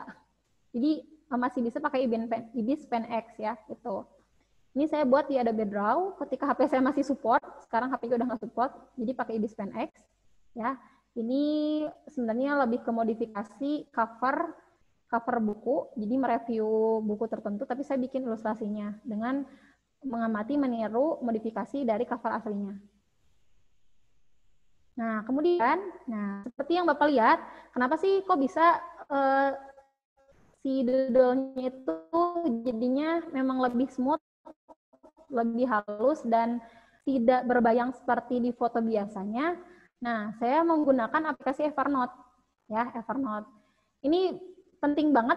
Kenapa penting banget? Karena ini tuh jadi langkah saya untuk memodifikasi secara digital selanjutnya. Atau kalau mau manual dan nanti di-sharingkan, itu lebih bagus ketika bisa di foto dulu oleh kamera Evernote. Ya, itu kualitasnya lebih seperti kualitas dokumen scanner gitu. Jadi Evernote ini sangat membantu untuk memotret hasil doodling lebih berkualitas seperti hasil scan dokumen.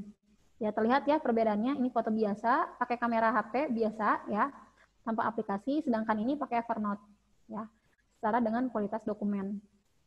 Oke, kemudian kita masuk ke pamungkasnya nih, kunci bahasa visual yang kita pelajari saat ini. Jadi Bapak Ibu bersemangat ya, karena semua tanda, logo, dan simbol adalah sumber pemahaman grafis yang dapat kita gali. Nah, ini berkaitan dengan mapel apapun. Jadi kalau misalnya mapelnya IPA mungkin ya, mapelnya IPA belajar tentang sel, oh berarti kita harus tahu juga nih apa icon-icon gambar yang berhubungan dengan sel itu seperti apa. Atau belajar tentang matematika contohnya, misalnya belajar tentang matematika bangun ruang atau bangun datar, itu pasti akan berhubungan dengan icon-icon yang mewakili jika kita menyampaikannya dalam media pembelajaran. Nah, ini referensi bacaan yang bisa Bapak Ibu temukan ya, ini sebagai referensi tambahan ya. Saya mengambil materi hari ini, merangkumnya dari 3 buku, yaitu Mahir Berbahasa Visual, kemudian buku Pintar Mind Map, dan The Doodle Revolution. Itu. Oke, terakhir sebelum dibuka sesi diskusi ya tentunya, terima kasih yang sudah menyimak. Insya Allah setelah ini silahkan jika ada tanya jawab atau Bapak Ibu yang masih penasaran nih bentuk-bentuknya seperti apa, silahkan. Oke. Mungkin sekian ya Bu Nursiati dan Pak Imam, silahkan saya kembalikan lagi pada host dan moderator. Ya.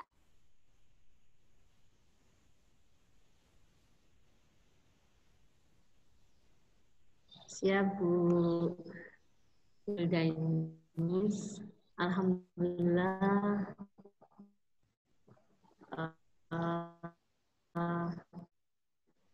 materi demi materi ya. Tadi sudah dijelaskan Khalid. Alhamdulillah materi-materi yang sangat keren ya, subhanallah. Hari ini ada 2 materi yang kita dapat, ada 2 ilmu yang sudah kita dapat. Ternyata doodle art, mind map itu sebenarnya sudah banyak kita lihat di mana-mana ya, di jalan-jalan, mungkin di buku-buku, sampai di kantor-kantor, bahkan di kafe-kafe mungkin ya Bu Wildainus ya, banyak kita lihat di sana. Dan itu semua pernah kita lihat tentunya. Nah, sekarang kita sudah mulai agak tahu ini ya, yang namanya doodle art. Karena memang kalau kita tidak pernah tahu itu apa sih kalimat doodle art itu ya, doodle, terus kemudian doodle art ini juga pastinya tidak hanya untuk kesenangan saja sih sebenarnya ya, juga bisa bahkan menghasilkan uang, pasti ya. Insya Allah seperti itu. Jadi profesi ya sebenarnya. Dari dari kesenangan yang akhirnya bisa kita buat sebuah hal yang bermanfaat bagi banyak orang. Seperti itu, alhamdulillah. Sebelum pertanyaan bagaimana Bu Denis, nanti kalau teman-teman kita kasih challenge nih, kita buat sederhana satu kelas, kita buat entah itu coret-coretan doodle art atau mungkin mind mapping yang sudah dijelaskan tadi, sambil kita mendengarkan pertanyaan-pertanyaan atau kita menyimak pertanyaan-pertanyaan dan nanti jawaban dari Bu Denis. Bisa ya? Nanti kita beri teman-teman challenge gitu. Insya Allah ya. Mulai dari sekarang teman-teman bisa membuat satu doodle atau mungkin coret-coretan yang mungkin ada nama. Tadi kan banyak jelaskan tentang doodle art yang ada yang nama, ada yang gambar, ada yang karakter dan sebagainya. Mungkin bisa membuat salah satunya atau mungkin mind mapping supaya nanti Bu Wildanis juga bisa melihat sudah sangat paham dengan apa yang dijelaskan Bu Wildanis tadi. Seperti itu ya. Baik, kita akan lihat teman-teman yang mungkin mau bertanya bisa mengklik raise hand-nya, terus kemudian sambil kita lihat juga apa yang ditanyakan di chat ya. Saya buka chatnya dulu, saya lihat pertanyaan-pertanyaannya. Tadi ada yang sudah sangat mengapresiasi, sangat bagus sekali ya.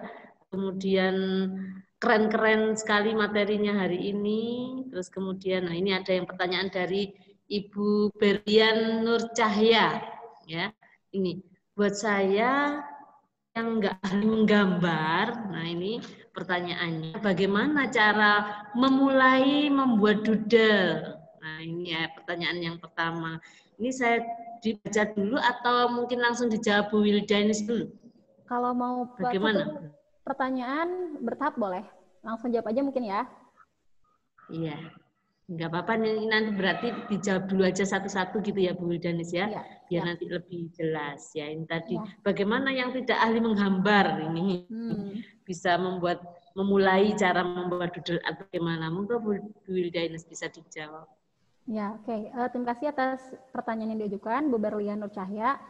Buat yang nggak ahli menggambar, bagaimana sih cara mulai membuat doodle? Sebenarnya itu kembali ke mindset utama ya, mindset utama kita. Kenapa? Karena kalau bagi saya sih, saya pun memulai dari nol ya. Saya sungguh sangat benar-benar memulai dari nol.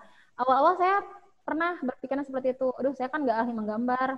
Toh jurusan juga mungkin bukan jurusan seni rupa juga, atau mungkin desain hanya sebatas, beda ya kalau desain sama gambar. Kalau desain kan pakai tools-tools yang sudah ada. Kalau gambar kan berarti benar-benar kita mengukir dari awal, dari nol.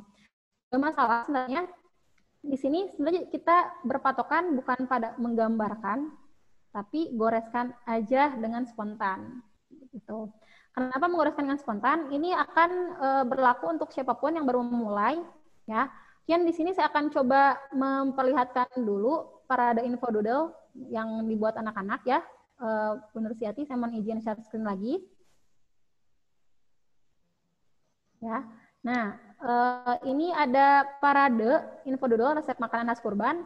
Ini gabungan dari 3 rombel ya, 3 angkatan kelas 7, 8, dan 9. Ini menjadi challenge mapel produktif ya. Bapak Ibu, kalau di sekolah kami di SMP HT itu prakarya itu udah nggak ada ya. Prakarya itu sementara dimodifikasi dulu. Prakarya, seni budaya itu sementara di skip dulu. Kenapa? Kami berubah bentuk menjadi tim produktif. Jadi tim produktif ini lebih menggabungkan kolaborasi prakarya dan seni budaya dalam memberikan tantangan challenge yang bagi anak-anak itu lebih mudah dilakukan ketika belajar dari rumah gitu. Ini contoh, jadi menyesuaikan momen juga, momen untuk anak-anak, bagaimana sih mereka ketika, biasanya nih kalau momen kurban itu kan di sekolah, kalau tahun-tahun kemarin, biasanya anak-anak berperan sebagai panitianya, panitia pemotongan, panitia pemisahan daging. Nah, qadarullah kan tahun ini memang harus belajar dari rumah, pembelajaran jarak jauh, jadi mereka diberikan kesempatan ruangnya yang lain gitu. Jadi mereka dikasihlah tantangan bikin infododol resep makanan khas kurban. Ini pun anak-anak banyak keluhannya, Bu, aku kan bisa gambar. Nanti saya akan tunjukkan ya. Nah, ini ada ya, ini ada yang benar-benar hanya fotonya saja ya, anak-anak hanya fotonya saja, tidak mengumpulkan gambarnya atau mengumpulkan infododolnya. Ini bisa jadi apa ya, anak-anak tuh baru mencoba juga ya, anak-anak baru mencoba, jadi mereka memberikan kesan-kesan selama pengerjaan prosesnya seperti apa sih. Tuh, ini kan mind map ya. Seperti mind map, terus ada tanda-tanda panahnya ya. Kemudian ada lagi ini mereka memberikan apa ya? Memberikan berbagai macam resep dengan style mereka ya, warna-warni. Ada juga yang masih linear, tapi mereka bermula dari apa ya? Di sini nih, yang kelas 7 terutama ya, tantangannya yaitu saya jadi tahu cara membuat infododol yang belum pernah saya lakukan sebelumnya. Kesannya yaitu mengerjakannya sangat mengasyikkan. Nah, ini untuk anak-anak yang baru banget mengenal doodle ya, kelas 7. Mungkin kita bisa jadi antara maju mundur, aduh, pede nggak sih ini saya kan nggak bisa gambar, tapi kita coba apresiasi diri sendiri dulu, kita apresiasi pada karya yang kita buat. Jangan apa ya, jangan terjebak pada mindset miskonsepsi bahwa saya tidak bisa menggambar, saya nggak berbakat. Karena apa Bapak Ibu? Karena di sini kuncinya bukan bakat sebenarnya, kuncinya adalah minat ya, minat. Kenapa minat? Karena saya pun awal-awal itu saya tidak merasa berbakat di doodle, dan saya pun sebenarnya merasa belum mumpuni juga untuk sharing A sampai Z seperti apa tentang doodle, tapi saya mencoba. Saya bismillah, saya sangat berminat pada bidang ini, saya mau belajar hal baru, dan saya siap menjalani tantangan yang ada untuk bisa apa ya, merangkul pemahaman dan merangkul kreativitas yang bisa diasah. Ya, ini macam-macam ya. Ini ada yang semi seperti journaling ya, mungkin journaling visual notes, ada fotonya, ada gambarnya, ada bullets-nya juga, poin-poinnya seperti apa. Ada yang memang modifikasi antara doodle dan mind map itu memang sulit dibedakan ya ini, karena ada frame-nya, tapi ini ada cabang-cabangnya juga tersebar di berbagai sudut kertas. Ada juga ini yang masih pakai penggaris. Ini anak-anak yang memang belum terbiasa ya, tapi kami apresiasi ya, kami apresiasi karena anak-anak apa ya, mereka tuh udah all out banget, sudah bisa mengumpulkan pola, alhamdulillah ya, di tengah BDR ini, karena tantangannya luar biasa, ada yang jaringan, ada yang kuota, mungkin ada yang orang tuanya bekerja juga, ya gitu. Tapi di sini juga kan anak-anak pakai pensil, masih ada yang pakai pensil, nggak masalah, karena mereka masih mencoba. Nah ini macam-macam ya, bikin infodoodle-nya susah gitu ya, itu wajar karena baru banget bermula ya kalau kelas 7. Ada yang full color seperti ini, pakai pensil warna ya. Kemudiannya juga ada juga yang masih linear tanpa infodoodle, masih tulisan biasa gitu. Ini pokoknya semuanya tentang resep makanan kurban ya. Dan ada juga mungkin teman-teman di sini bisa membedakan ya, ini anak-anak juga ada yang bukan infodoodle tapi infografis, mungkin mereka kesulitan dibikin infodoodle secara manualnya, akhirnya mereka bikin di aplikasi tertentu. Ini pakai Kinastar contoh. Ini ya, ini kan banyak ya. Oke. Selanjutnya mungkin tadi ada pertanyaan yang berkaitan ya, Bu Nursiati, yang pertanyaan selanjutnya. Pertanyaan yang berkaitannya tadi Ibu Berdian ya. Tadi Ibu Berdian yang bertanya. Kemudian ini ada yang kedua, Bu Umi ya. Pertanyaannya.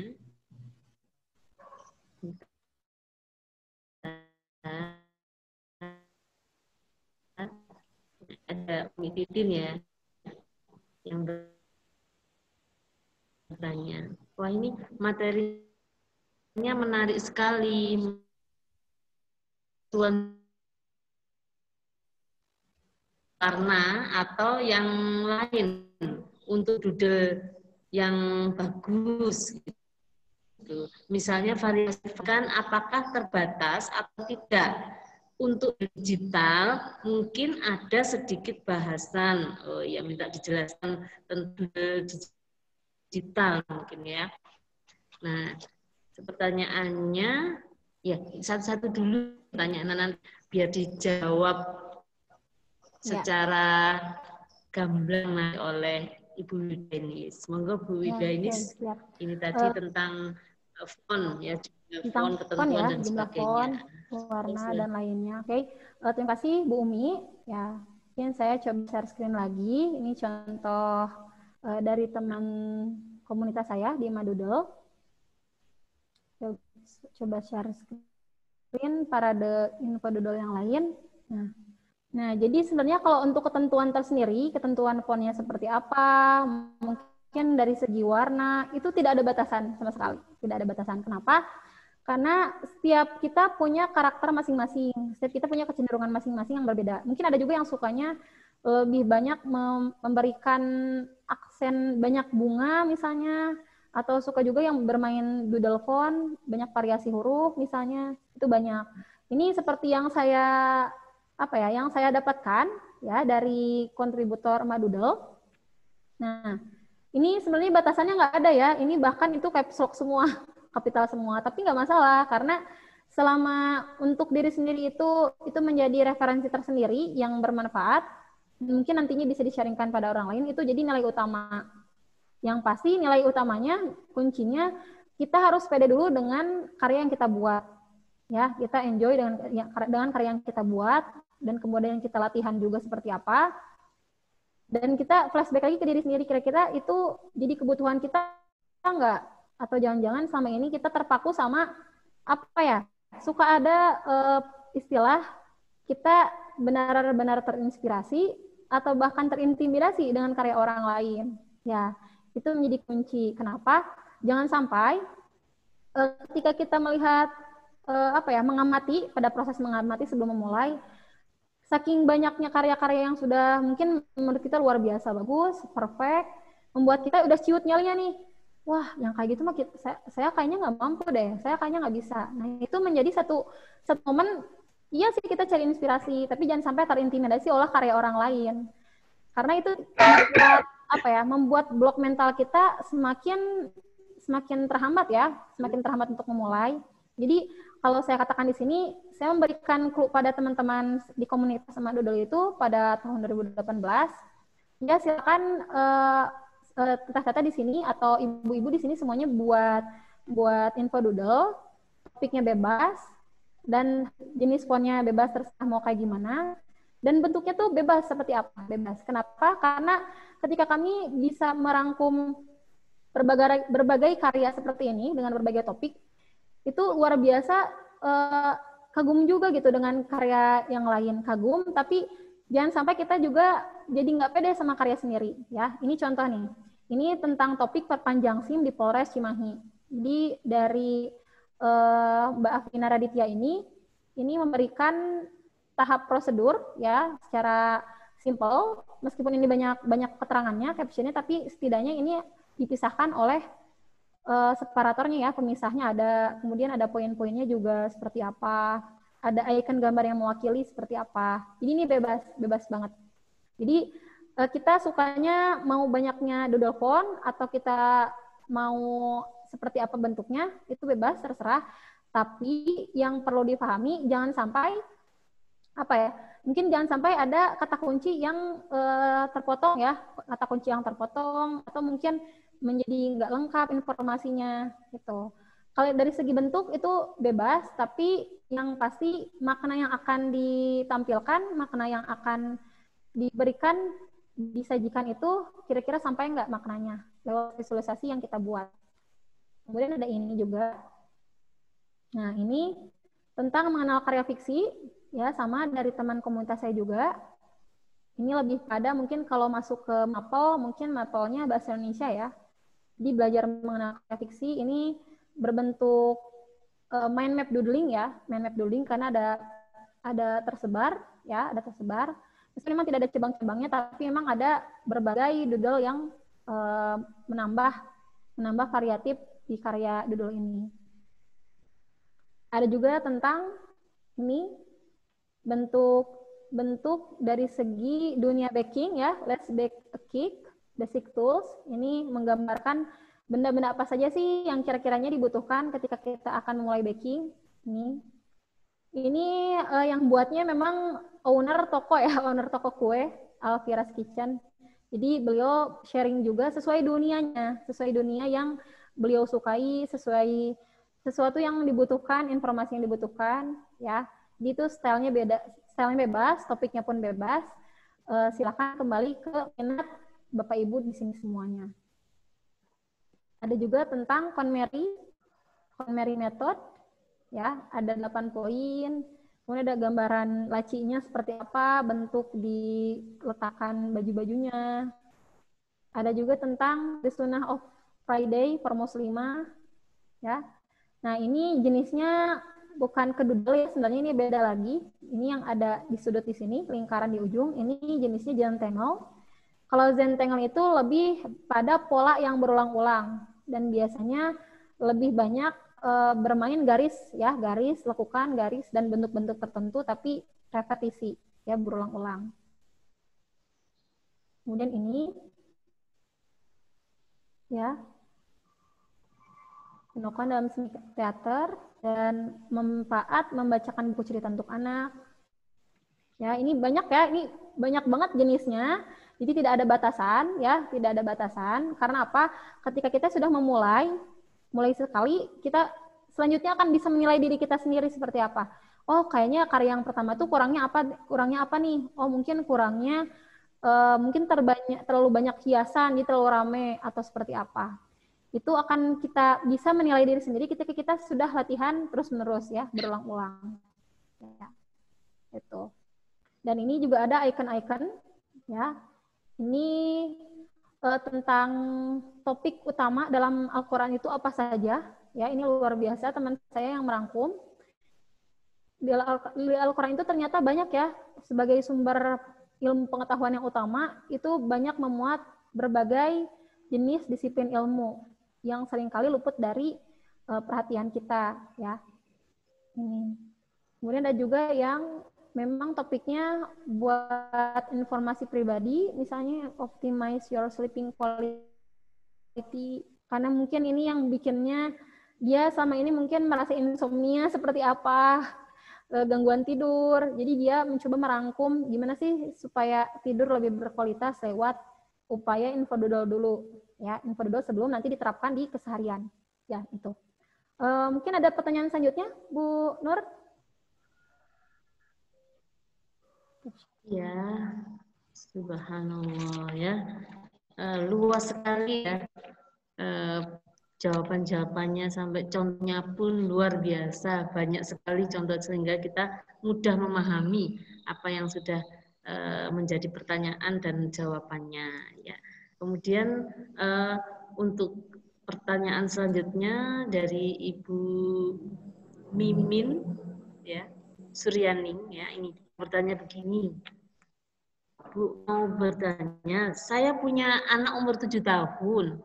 Apakah bisa efektif jika mind map dipakai sebagai reminder di kamar dia seperti harus beresin kamar atau aturan-aturan sekecil. Terima kasih ya. Ya, oke, terima kasih Bu Mimin Suryani.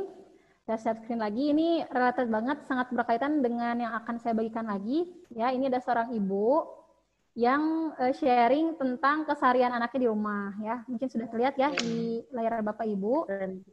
Nah, ini ada infodoodle. Ya, ada infodoodle. Ini just Monday ya, Monday. Nah, ini tuh sebenarnya ringkasan keseharian seorang anak ya, seorang anak mungkin bisa jadi sama ya usianya, bisa jadi 7 tahun ya.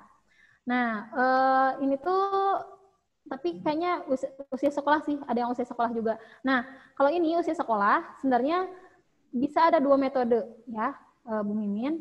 Ya, 2 metode. Metodenya ini yang pertama ini, jadi kita belajar untuk memetakan keseharian anak itu aktivitasnya apa aja sih, daily life-nya, keseharian dia digambarkan dengan menarik. Oh, mulai dari bangun, oh nih dari bangun nih, dari segi waktunya diperlihatkan seperti apa bentuk jamnya. Kemudian morning rutinitasnya apa sih, rutinitas pagi-paginya apa sih kira-kira. Oh, mungkin rutinitas paginya akan disesuaikan dengan anak ibu juga di rumah seperti apa. Kemudian waktu belajar misalnya, waktu belajar learning time-nya seperti apa. Mungkin kalau untuk anak 7 tahun mungkin masih awal-awal ya, untuk SD bisa jadi belajar berhitung atau membaca atau menulis, mungkin nanti bisa digambarkan ya dengan menarik. Duh, gimana dong nggak bisa gambar? Tenang aja ya, sebenarnya kalau di Google Gambar itu kan banyak contoh ya, banyak contoh. Mungkin sebelum apa ya, bisa jadi kita meniru-meniru dulu seperti apa. Nah, terus nanti kita juga bisa banyak menuliskan, menggoreskan apa saja sih kira-kira visualisasi yang dibutuhkan untuk daily life harian anak-anak ya, visualisasi daily life anak-anak. Nah, tapi ada cara yang lebih simpel, mungkin yang kedua itu stick notes doodle ya. Kenapa stick note doodle? Kalau stick note doodle mungkin sebagai checklistan ya, bisa jadi mungkin stick note-nya satu kertas ya, satu kertas itu meliputi aktivitas, misalnya aktivitas bereskan tempat tidur di dalam satu kertas, ditempel di dinding ya. Nanti kalau sudah checklist, misalnya checklist, nanti dikasih bintang atau apa, itu sebagai motivasi ke anak. Atau mungkin nanti bisa kasih stick note, mungkin membantu ibu di rumah, atau misalnya stick note icon yang tanda belajar misalnya, nanti checklist lagi kalau sudah dilakukan. Dan jangan lupa ya Bapak Ibu, terutama ibu-ibu yang suka suka hektik mendampingi anak-anak belajar di rumah ya, usia manapun, sebenarnya doodle ini kan sebagai tools, tapi yang utama itu justru kuncinya ada di komunikasi ya, bagaimana caranya kita bisa merangkuh anak-anak, memahami minatnya apa. Mungkin kita bisa mencari ruang-ruang efektif bagaimana caranya kita bisa lebih dekat dengan anak. Nah, jadi kalau doodle ini sebenarnya lebih seperti tools ya, tools. Tapi kembali lagi ke kuncinya yang tadi, kuncinya komunikasi ya. Akan lebih enak memang misalnya kalau misalnya kita bisa menggambarkan secara detail. Kakak itu hari ini tuh kegiatannya ini loh. Kegiatannya mungkin bisa kita bikin jadwal misalnya, jadwal yang memang sama anak itu gampang untuk dilihat ya, gampang untuk diakses, gampang untuk sebagai reminder visual ya di kamarnya. Oh, aku tuh punya tanggung jawab ini ya, ternyata nanti diingatkannya sama ibunya setelah ditunjukkan visualisasinya seperti apa. Karena kadang mungkin ya ada anak-anak yang visual tapi kurang memiliki ruang untuk memahami ruang-ruang visualnya, memang terbatas ya di rumah. Misalnya nih anak visual tapi mungkin karena kurang tergambar ya jadwalnya seperti apa, atau kurang misalnya kita tersendiri misalnya sebagai orang tua terlalu banyak bicara seperti apa, kamu tuh hari ini jadwalnya ini banyak gitu ya. Kadang-kadang mungkin anak-anak visual hanya perlu digambarkan dengan menarik, yang penting bisa mereka akses dengan mudah ya, itu tanggung jawab seperti apa di rumah dan kesehariannya kira-kira bisa digambarkan mungkin seperti ini ya yang terlihat di layar. Insya Allah kalau misalnya kita bisa merangkum secara visual, bisa lebih menarik untuk merangkuh perhatian anak. Ya, itu ya Bu Mimin Suryani. Ya, terima kasih. Alhamdulillah, semakin siang ini semakin menarik saja ini materinya ini. Ini waktunya masih 30 menit lagi nih. Ini masih banyak pertanyaan juga. Kita ulas satu-satu ya. Nah, ini ada pertanyaan dari Ibu Berlian Nur Cahya. Yang ditanyakan adalah aplikasi apa saja yang bisa digunakan untuk membuat doodle art di laptop. Contoh file info doodle itu pakai aplikasi apa gitu. Itu tulisan juga sudah bagus banget. Hehehe, ada hehenya ini. Ya. Ya, itu tadi mungkin beberapa ada jelaskan tadi aplikasi yang di handphone ya, mungkin yang ditanyakan yang di laptop atau yang di ini mungkin. Ya, terima kasih itu. Mungkin Ibu bisa dijelaskan lagi. Ya, oke. Terima kasih pertanyaannya, Bu Berlian. Jadi kalau misalnya di laptop, sebenarnya kita bisa cek di laptop kita itu ada program Paint ya. Paint juga bisa, sebenarnya Paint 3D atau Paint biasa bisa. Hanya mungkin bagi kita yang tidak terbiasa untuk pakai kursor, mungkin tidak seluas kita manual pakai drawing pen, tentu saja. Kenapa? Karena kalau misalnya di Paint ya, coba kita akan coba, misalnya nih, saya coba buka dulu Paint 3D. Nah, ini saya akan coba dulu bukakan. Ini contoh ya, contoh.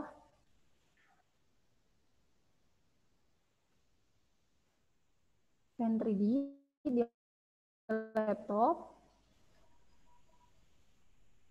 Saya akan coba share screen lagi. Nah, Paint itu bisa kan karena biasanya bawaan laptopnya tidak usah install lagi ya. Cuman memang di sini kalau kita pakai mouse mungkin tidak seluas kalau kita pakai pen tab ya. Kalau pakai pen tab seperti apa? Contoh nih misalnya, kalau pakai pen tab. Nah, kalau pakai pen tab kan akan lebih luas karena memang itu ada pen stylusnya. Tapi kalau pakai ini mungkin kita akan menggunakannya lebih banyak pakai kursor ya. Misalnya ini.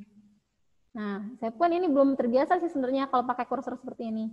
Nah, ini tentu saja harus banyak latihan ya, harus banyak latihan. Nah, tapi di sini sebenarnya kita justru kalau mau belajar ya, kalau mau belajar mendoodle itu justru lebih baiknya kita bergerak dari manual dulu. Kenapa? Karena kalau manual udah terbiasa, itu akan lebih luas lagi. Gitu. Misalnya nih, saya akan coba sharing. Kalau misalnya untuk yang di InfoDoodle yang saya tunjukkan, ini ya tadi ya, InfoDoodle yang ditunjukkan itu ada dua jenis. Kalau di Parade tadi, bentar. Nah, jadi kalau di Parade tadi itu sebenarnya lebih banyak memberikan ruang untuk modifikasi langkah. Jadi yang awalnya manual, bentar. Ya, ini yang awalnya manual, ini ya. Nah, kalau ini saya buatnya digital, ya. Saya buatnya digital.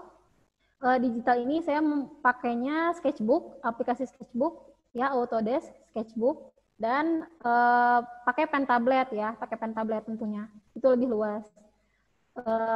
Tapi kalau awal-awal saya bergeraknya banyak pakai drawing pen, ya, pakai drawing pen. Ini juga belum pakai pen tablet nih.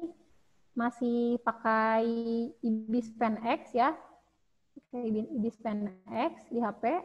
Nah, tapi kalau misalnya yang seperti ini itu juga di HP sih, banyaknya di HP. Kalau di laptop itu bisa pakai Pen 3D, atau pakai Autodesk Sketchbook. Nah, tapi di sini mungkin ibu-ibu di sini sama bapak-bapak di sini bisa kalau misalnya kesulitan untuk untuk mencari bentuk ya, bentuk. Nah, ini ada bentuk dafont.com ya. Sudah lihat belum ya di layar? Ada dafont.com. Ini contoh untuk mencari font-font yang sekiranya buat kita jadi referensi bentuk doodle kita ya, bentuk doodle kita. Seperti ini. Doodle-nya. Ya, dafont.com. Dafont.com itu banyak banget ya, doodle font-nya. Kita bisa ulik di sini.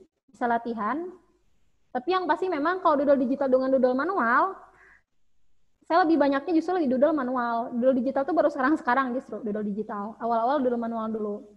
Bahkan mungkin awal-awal sebelum punya pen tab ya, saya lebih banyak bermain di binder, di Sketchbook. Misalnya mana ya? Saya akan coba ambil dulu Sketchbook-nya.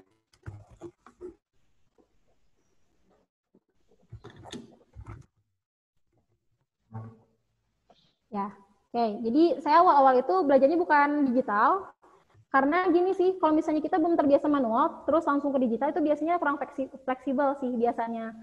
Yang saya rasakan sih itu. Kalau misalnya manualnya kita udah males tapi mau langsung digital, itu sih bisa aja. Tapi biasanya lebih luas itu kalau kita bergerak dari manual dulu. Misalnya seperti ini ya contoh. Jadi kita bisa mulai ya, bisa mulai dari bikin motivasi kita sendiri dengan bikin doodle nama ya seperti anak-anak tadi. Anak-anak di sekolah itu kan saya berikan misinya bikin nama kalian di bagian depan itu sebagai identitas juga, identitas dan sekaligus untuk membuat ciri khas yang kalian suka itu apa sih doodle-nya. Kemudian kalau ini lebih banyak bermain drawing pen juga, drawing pen dan watercolor ya, waterbrush, watercolor. Misalnya ini merangkum tentang resep jurusan Rasulullah seperti apa dari Ustaz Zaidul Akbar contoh. Dan lebih banyak drawing pen sih. Tapi kalau saya sih lebih banyak memang bermainnya di doodle, info doodle seperti ini. Info doodle karena emang materinya padat, jadi banyaknya tulisan, banyaknya caption ya, caption seperti ini. Jadi kalau misalnya mau digital boleh, ini pen 3D, tapi menurut saya sih saya sarankan manual dulu yuk. Manual dulu kita belajar. Kalau udah manual, itu biasanya saya kembali ya tadi ke aplikasinya aplikasi Evernote ya Bapak Ibu. Untuk apa sih Evernote ini? Evernote ini berguna agar kita bisa memindahkan dokumen itu, dokumen foto itu, dokumen biasa, kualitas dokumen sama foto biasa itu sangat berbeda jauh. Di aplikasi Evernote ini buat para doodler itu jadi apa ya? Jadi aplikasi yang benar-benar penting, berharga. Karena terlihat ya nanti hasil karyanya seperti apa, itu akan bagus seperti kualitas dokumen ya, karena ada pilihannya. Ya. Itu mungkin Bu Nursiati. Ya, alhamdulillah seperti yang juga sudah dijelaskan ya, banyak contoh-contoh sehingga kita sangat mudah memahami apa yang menjadi pertanyaan kita. Kemudian ini ada pertanyaan lagi dari Ibu Atika Nur Hadi, yaitu apa perbedaan antara gambar biasa dengan doodle art? Itu ya. Mungkin. Kalau gambar biasa, ya itu gambar biasa itu sebenarnya gambar banyak ya. Justru gambar itu lebih kompleks lagi dibanding doodle art ya. Karena kalau gambar tersendiri itu gambar kan bisa jadi ke gambarnya mungkin lebih ke gambar realis itu yang gambar-gambar seperti itu mungkin akan lebih banyak lagi ya, lebih biasanya ditujukan untuk sebagai pelengkap ilustrasi, biasanya itu gambar. Kalau doodle art itu biasanya kebutuhannya untuk menggoreskan apapun ya. Kalau gambar dengan doodle art biasanya apa sih? Kalau kita disuruh gambar mungkin aduh kan nggak bisa gambar karena mungkin gambar yang dibayangkan tuh gambar yang benar-benar perfect, ukirannya rapi, terus sempurna bentuknya sesuai dengan aslinya ya, representasi foto aslinya misalnya. Kalau doodle art itu lebih pada menggoreskan ya, gambar dan menggoreskan sebenarnya jauh beda. Jadi jangan khawatir kalau doodle art justru lebih banyak coret-coretnya ya, itu perbedaan dasarnya. Kalau gambar itu lebih banyak variasinya, doodle art pun banyak ya, tapi sebenarnya lebih pada keberanian menggoreskan kalau doodle art gitu. Selanjutnya mungkin langsung ke pertanyaan yang di bawah mungkin ya, Bu Nursiati ya, dari Bu Catur. Ya, dari Bu Catur, apakah bisa di HP karena tidak punya laptop? Ya, kalau selama ini saya pas awal-awal doodling justru nggak pakai laptop. Ya, nggak pakai laptop. Baru sekarang nih, alhamdulillah tahun ini bisa pakai laptop, justru pakai pentab ya. Kalau dulu memang awal-awal saya pakai aplikasi Evernote ya kebutuhannya, atau kita coloring doodle yang sudah dibuat pakai Ibis Pen X. Itu bisa banget pakai HP. Ya, pakai HP sangat bisa. Jadi tidak harus di Evernote sama Ibis Pen X, itu bisa doodling digital atau modifikasi doodle manual juga. Ya, itu ya Bu Catur ya. Oh, ini sudah ada yang mengirimkan karya kah? Dari Bu Ami Kudo? Ini ada Itu yang nggak ya? Saya akan coba tampilkan ya. Alhamdulillah nih, ada dari peserta yang sudah mengirimkan. Masya Allah, keren. Ntar saya share screen dulu. Nah, ini dari Bu Ami Kudo ya. Luar biasa, alhamdulillah ya. Ini tentang tema cita-citaku, subtema astronot ya. Ini benar-benar dibutuhkan ya untuk media pembelajaran. Ini contohnya nih ya, benar-benar dibutuhkan untuk media pembelajaran ya. Menurut saya ini udah keren banget ya, karena ini sudah ada icon gambar di tengah sebagai daya tarik utama ya. Yang pertama kali lihat tuh yang mencolok ini. Oh, ini astronot dengan roketnya nih, astronot dengan roketnya.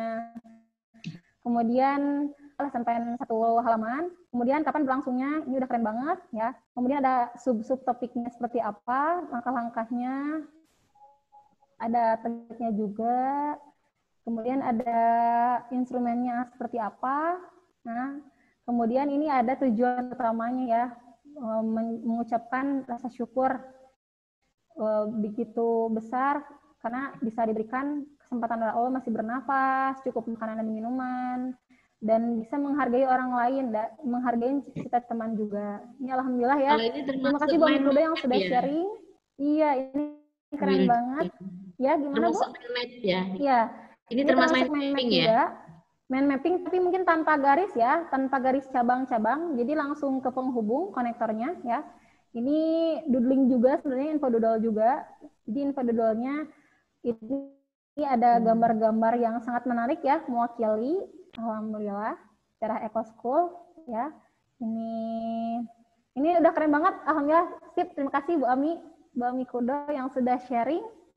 Mungkin barangkali Bapak Ibu yang sudah selesai doodling bisa sharing juga. Ya, oke. Terima kasih Bu Ami Kudo. Termasuk Bu, termasuk doodle. Sangat termasuk. Iya. Ya, mari teman-teman yang sudah tadi membuatkan atau doodle atau membuat mind map bisa ditunjukkan di videonya atau di Zoom-nya. Go, siapa yang ya, membuat?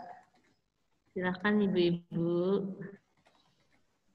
Oh, mungkin itu saya akan coba tuliskan lagi ya di komentar. Aplikasi Evernote ya, betul. Aplikasi Evernote. Kalau aplikasi untuk kelarnya itu pakai IDIS PNX ya. Bu Catur Indah Prastiwi.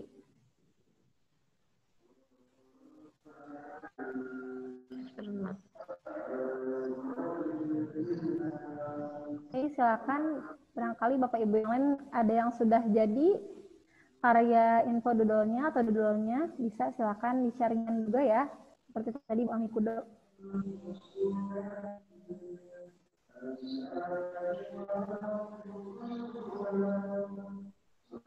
Oke. Kenapa?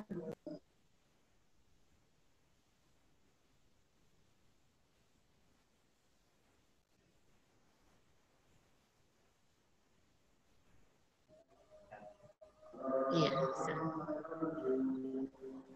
Oke, ini sudah tidak ditanyakan ya ini. Ya, teman-teman yang sudah bisa menunjukkan di Zoom-nya. Ayo, ini ada yang sudah belum nih? Ya, silakan.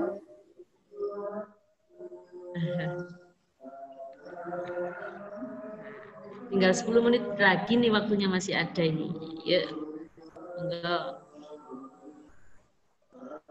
Adakah yang sudah membuat?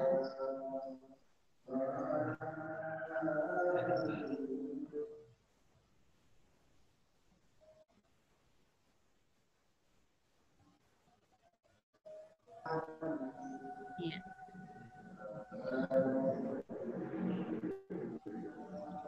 Oh, ini banyak yang ini.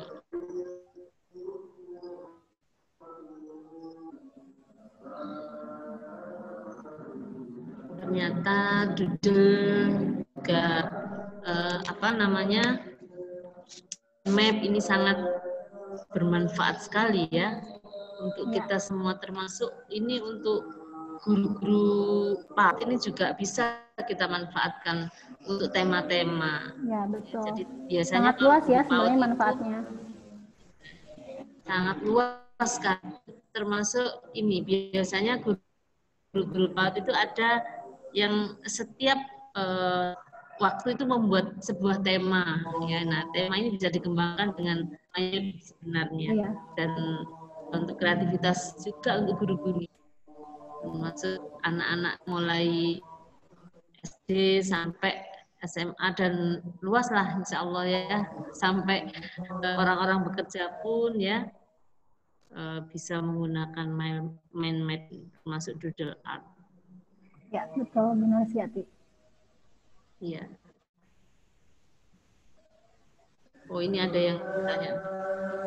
Di level PAUD, Bu, kesulitannya adalah menggambar. Nah, itu. Artinya menggambar kira-kira apa ya, Bu Wilda ini sini? Kesulitannya adalah menggambar. Ya, oke, sebentar. Ya, sebenarnya kalau misalnya kita bisa bisa bergerak untuk mencoba, kemudian kita bisa selangkah keluar dari zona nyaman kita. Biasanya kan kita nggak pernah coba nih, doodle ini sesuatu yang asing bagi kita. Kalau misalnya kita coba untuk keluar dari zona nyaman, sebentar saja kita coba dulu dan meraih tantangannya, insya Allah nanti mungkin seiring waktu kita akan bisa menemukan pola yang menurut kita nyaman ya. Tapi yang pasti harus mau coba dulu dan berusaha untuk menghilangkan stereotip kalau kita gak bisa menggambar ya. Sebenarnya kalau level PAUD mungkin lebih bisa banyak improvisasi gambar-gambar yang sudah ada ya, mungkin ya gambar-gambar yang sudah ada di Google misalnya, kita bisa modifikasi. Mungkin kalau untuk anak PAUD kan sebenarnya kebutuhannya hanya bisa jadi objek-objek yang sederhana ya, mungkin bisa bermain di sana objek yang sederhana. Kemudian gambar yang diperlukannya apa, ya gambar yang diperlukannya apa. Kalaupun mungkin awalnya kita tidak pede dengan karya sendiri, coba untuk lebih pede lagi. Kenapa? Karena bagaimana kita bisa memunculkan pedenya murid kita di sekolah kalau kitanya sendiri belum mau mencoba, ya itu misi utamanya ya. Kita pede, insya Allah anak didik kita pun akan terwujud untuk berkarya. Iya, iya. Dan juga tantangan. Iya, betul. Bagi guru PAUD ya, yang notabene anak-anak itu senang menggambar atau senang dengan gambar-gambar ya, pastinya ini tantangan bagi kita. Dan sebenarnya garis-garis ataupun bentuk-bentuk itu sebenarnya juga sesuatu gambar juga sebenarnya, mungkin ya, yang bisa kita keluarkan sebagai doodle art atau mind mapping seperti itu. Insya Allah semua orang itu bisa, kita tinggal kemauan dan latihan gitu aja. Minatnya ya, sebenarnya kuncinya minatnya kita tumbuhkan dulu, minatnya. Insya Allah bakat itu sebenarnya akan mengikuti sih. Kalau minatnya sudah ada, diasah, insya Allah kita akan bisa mengasah kemampuan diri. Ya, gitu. Ya. Ya. Alhamdulillah contohnya ya, lihat di banyak ya aplikasi ataupun apapun itu insya Allah ada nanti. Lihat itu di Pinterest ya, doodle art, mind mapping itu sungguh luar biasa, banyak sekali contoh-contoh supaya kita nanti bisa termotivasi untuk bisa membuat seperti itu mungkin ya, Bu Wilda. Iya, betul. Iya. Jadi ini pun sebenarnya lintas disiplin ilmu ya. Kalau doodle art ini bukan hanya pelajaran prakarya atau seni saja, bukan hanya pelajaran yang memang basicnya harus menggambar, tapi memang bisa disesuaikan dengan berbagai jenis ilmu yang kita ampu di sekolah. Bisa PAI, ya pendidikan agama Islam. Contohnya seperti ini ya, contoh ini sifat Rasulullah itu seperti apa saja sih. Ini kan memodifikasi antara mind map-nya ada, kemudian ada kaligrafi sederhananya juga seperti apa ada, dan caption-caption yang sesuai dengan potongan informasi yang dibutuhkan. Ya, tuh. Iya. Teman-teman juga jangan lupa bisa presensi ya, di chat tadi sudah dikirim beberapa kali ya. Presensi jangan lupa supaya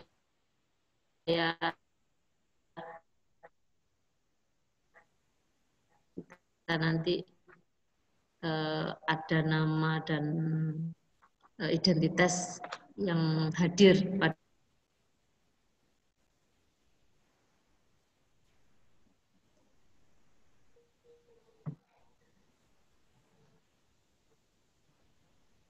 ya, Bapak Ibu, ada lagi yang mungkin ingin disampaikan Bu Wilda ini.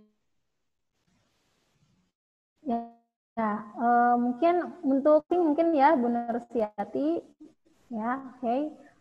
Alhamdulillah kita sudah masuk ke penghujung session ini. Terima kasih yang sudah dan mau dulu karena alhamdulillah nih Bapak Ibu yang hadir ini yang namanya Doodle Art dan Mind Map itu, jika ada rasa ikhlasnya, sebenarnya kita akan lebih berkah ketika bisa diterapkan untuk keseharian kita, bisa di rumah, bisa di sekolah. Bahkan mungkin kita sekarang rutinitas selama mendampingi anak-anak BDR ya, belajar dari rumah, atau PJJ, pembelajaran jarak jauh, mendampingi murid-murid kita di sekolah. Karena ilmu apapun itu akan semakin berkah jika kita punya azam yang kuat, niat yang kuat untuk merengkuh target tertingginya apa nih kira-kira. Targetnya agar anak didik semangat untuk belajar, maka kita memaksimalkan media pembelajaran yang dibuat seperti apa. Ya, kali itu ya Bu Nursiati. Terima kasih kesempatannya. Kami juga terima kasih, alhamdulillah terima kasih yang sebesar-besarnya kepada Ibu Giri kita yang cantik dan pintar pada hari ini dari Bandung ya, Ibu Wildainis. Semoga diberikan hari ini bermanfaat bagi kita semua dan menjadikan amalan salihah bagi Ibu Wildainis. Amin ya Rabbal Alamin. Dan tidak cukup di sini ya teman-teman, jika apapun yang kita dapat nanti tidak kita amalkan, tidak kita latihan-latihan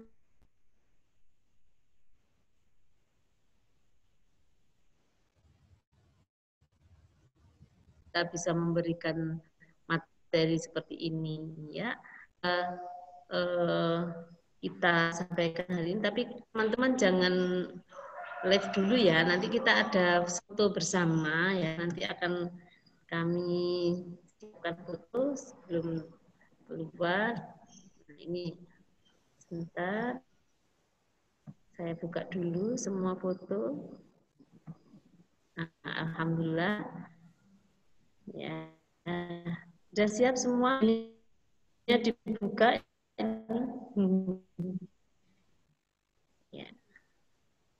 Ya, dibuka ini wajahnya mau saya agendakan, mau saya foto bersama supaya nanti kita ada kenang-kenangannya. Nah, sudah Ibu Rianti, Ibu Mititin, Bu Evi Supiana, Bu Nafisa, Bapak Permadi, Bu Elis, Bu Siti Yulaika.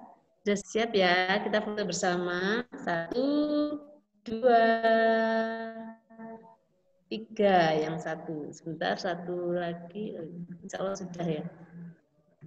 Peserta kita hari ini ada berapa ini?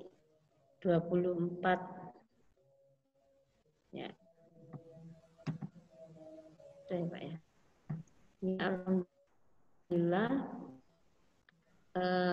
Terima kasih pada teman-teman yang sudah hadir juga. Jangan lupa presensinya. Dan dari saya akhiri. Wassalamualaikum warahmatullahi wabarakatuh. Saya kembalikan lagi kepada hostnya Bapak Khalid. Silakan Bapak Khalid.